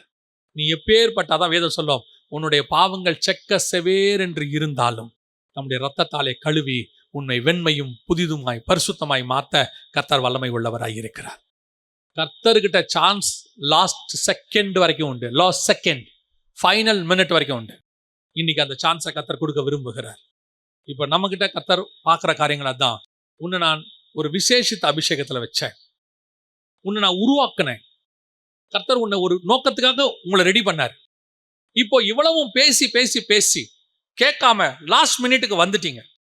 இப்போவும் கர்த்தர் சொல்றாரு, நான் உன்னை அழிக்க விரும்பவில்லை, உன்னை சத்ருவின் கையில ஒப்படைக்க விரும்பவில்லை, உன்னை தள்ளிவிட நான் விரும்பவில்லை, சவுலை போல உன்னை தள்ளிவிட நான் விரும்பவில்லை, அல்லது ஆரம்ப காலத்தில் இருந்தது மாதிரி என் ஆவியோடு கூட உன் மாம்சம் போராடிக்கிட்டே இருக்கிறதுனால உன்னை கொன்று போட நான் விரும்பவில்லை. இன்னும் ஒரு வாய்ப்பை நான் தர விரும்புகிறேன். கர்த்தர் உன்னை மீண்டும் ஆண்டவர் மீட்க விரும்புகிறார். Final chance. உங்களுக்கு தெரியும், உங்களுக்கும் தேவனுக்கும் உள்ள காரியம் உங்களுக்கு தெரியும். கர்த்தர் உங்களோடு கூட எதை பற்றி பேசுகிறாருங்கிறதும் உங்களுக்கு தெரியும். கர்த்தர் இங்கே இருக்கிற ஒவ்வொருத்தரோடு கூட அதை இடைபடுகிறாருங்கிறதும் தெரியும். கர்த்தருடைய காரியம் உங்கள் மத்தியில் கடந்து வருகிறது என்பதும் உங்களுக்கு தெரியும். இன்னைக்கு ஆண்டவர் அநேகருக்கு அந்த வாய்ப்பை கொடுக்க விரும்புகிறார். இப்போ கர்த்தர் உங்களை மீட்க விரும்புகிறார். உங்களுடைய மாம்சத்தை ஆவியோடு கூட போராட விடாதீங்க. உங்கள் அபிஷேகம் எதுக்காக கர்த்தர் உங்களை அழைச்சாரோ அந்த அழைப்பில் ஓடி முடிக்கணும்னு கரெக்டாக இருங்க. கடைசியாக உனக்கு அதெல்லாம் தாண்டி இல்லை, நான் ரொம்ப தூரம் போயிட்டேன், இல்லை அவ்வளோதான் போச்சு, எல்லாம் போச்சு அப்படின்னா கர்த்தர் இப்போ உனக்கு ஒரு வாக்கு கொடுக்கிறார். உனக்கு கிடைத்த இந்த நாளில் ஆகிலும் நீ நலமானதை தெரிந்து கொண்டால் கர்த்தர் மீண்டும் மீட்க விரும்புகிறார். அல்லேலூயா. நாம் ஜெபிக்க போகிறோம். எந்திரிக்கலாமா? தேவ சமூகத்தில் நாம் ஆண்டவரை நோக்கி பார்க்க போகிறோம். நீ எந்த நிலையில் இருந்தாலும் மீண்டும் உன்னை பழைய நிலைமைக்கு கொண்டு வருவதற்கு கர்த்தர் வல்லமை உள்ளவராயிருக்கிறார். ஏன்னா நீ விசேஷமாய் உருவாக்கப்பட்டவன், அதுக்காகவே நீ படைக்கப்பட்ட. சில நேரத்தில் நீ பாவம் செஞ்சதுனால உன்னை தோட்டத்தை விட்டு நான் அனுப்பிட்டேன், கொஞ்சம் தூரம் போயிட்டேன். எதுக்கு தெரியுமா? நீ வேணான்றதுக்காக இல்லை, திரும்பி நீ வரணுன்றதுக்காக. நீ வேணானா என்னைக்கோ உன்னை நான் கொண்டு போட்டிருப்பேன். நீ செஞ்ச காரியத்துக்கெல்லாம் என்னைக்கோ உன்னை நான் கொண்டு போட்டிருப்பேன். உன் பாவம் எனக்கு முன்னாடி செக்க செவேர்னு இருந்துச்சு. நீ குற்றவாளியா நின்ன. நீ மன்னிக்க முடியாத, அந்த உலகத்தால மன்னிக்க முடியாதவனா நின்ன. ஏன்? உனக்கு வேண்டப்பட்டவங்களே உன்னை தள்ளிட்டாங்க வேணான்னு. ஆனாலும் கர்த்தர் சொல்றார், உன்னை மீண்டும் நான் ஏற்றுக்கொள்ள விரும்புகிறேன். இந்த கடைசி சான்ஸ் ஒன்றை நான் கொடுக்க விரும்புகிறேன். நான் கடந்து போகும்போது நீ ரத்தத்தில் கிடந்தாய், நீ அருவருக்கத்தக்கதாய் இருந்தாய். உன் தொப்புள் கொடி அறுக்கப்படவும் இல்லை, நீ கழுவப்படவும் இல்லை. உன் காலம் பருவ காலமாய் இருந்தது.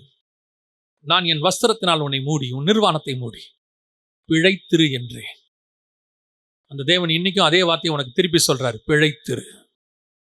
Just survive. உன்னை மீண்டும் பிழைத்திரு என்று சொல்லுகிறேன்.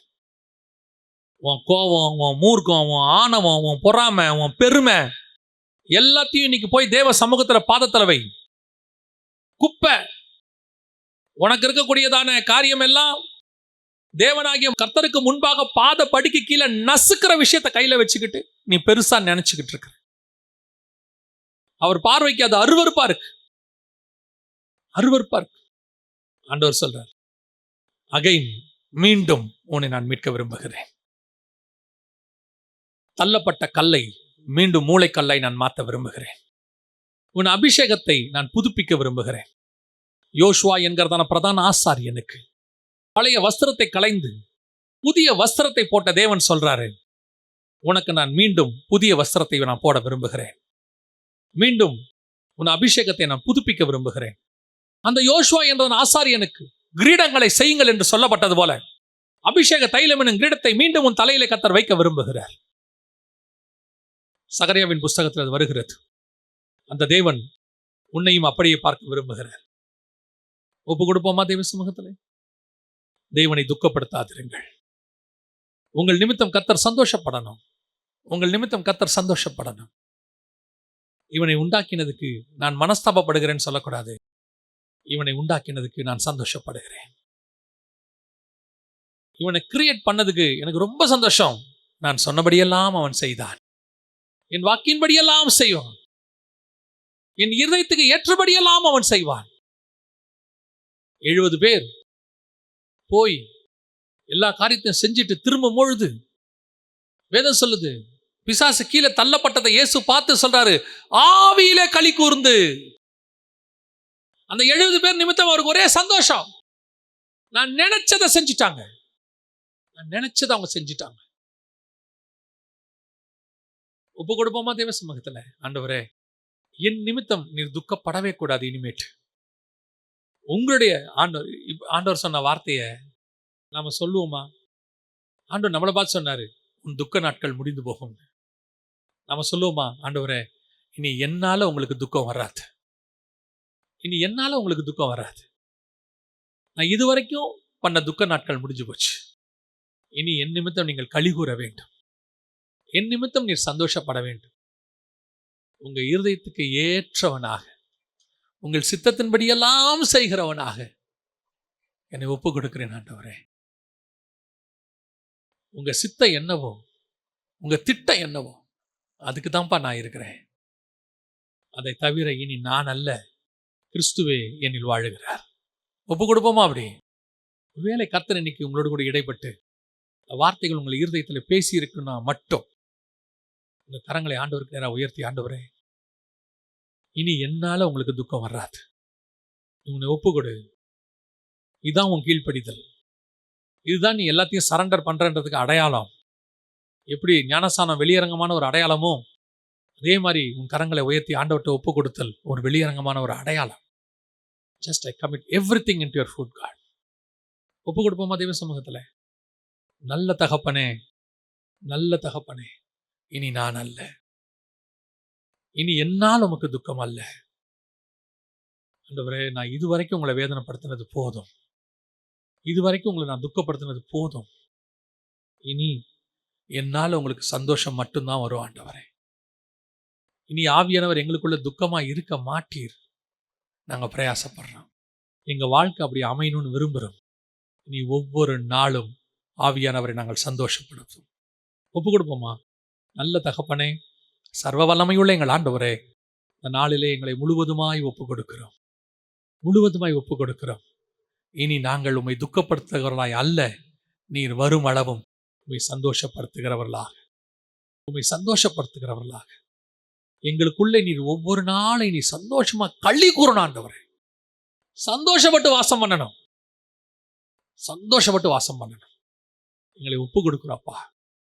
நீங்களும் நானும் இனி ஒன்றாக நடக்கிறவர்களாக, உங்க சித்தத்தையே நான் செய்கிறவனாக, உங்கள் இருதயத்தின் வாஞ்சையை நிறைவேற்றுகிறவனாக, இனி என் மாம்சத்துக்கான இடம் அல்ல, என் மாம்சத்தை ஜெயிக்கிறவனாக, இனி என் மாம்சம் போராடாது, இனி என் மாம்சம் கீழ்ப்படியும், சிலுவையில் அறையப்படும். சொல்லுவோமா? என் மாம்சம் இனி போராடாது, சிலுவையில் அறையப்படும். ஆவியானவர் எங்களுக்குள்ளே ஜெயம் பெற்று வாழ்வாராக. நீர் பொறுப்பெடுத்துக் கொள்ளும், வழி நடத்தும். எங்கள் ஆண்டவர் இயேசு கிறிஸ்துவின் நாமத்தில் பிதாவே.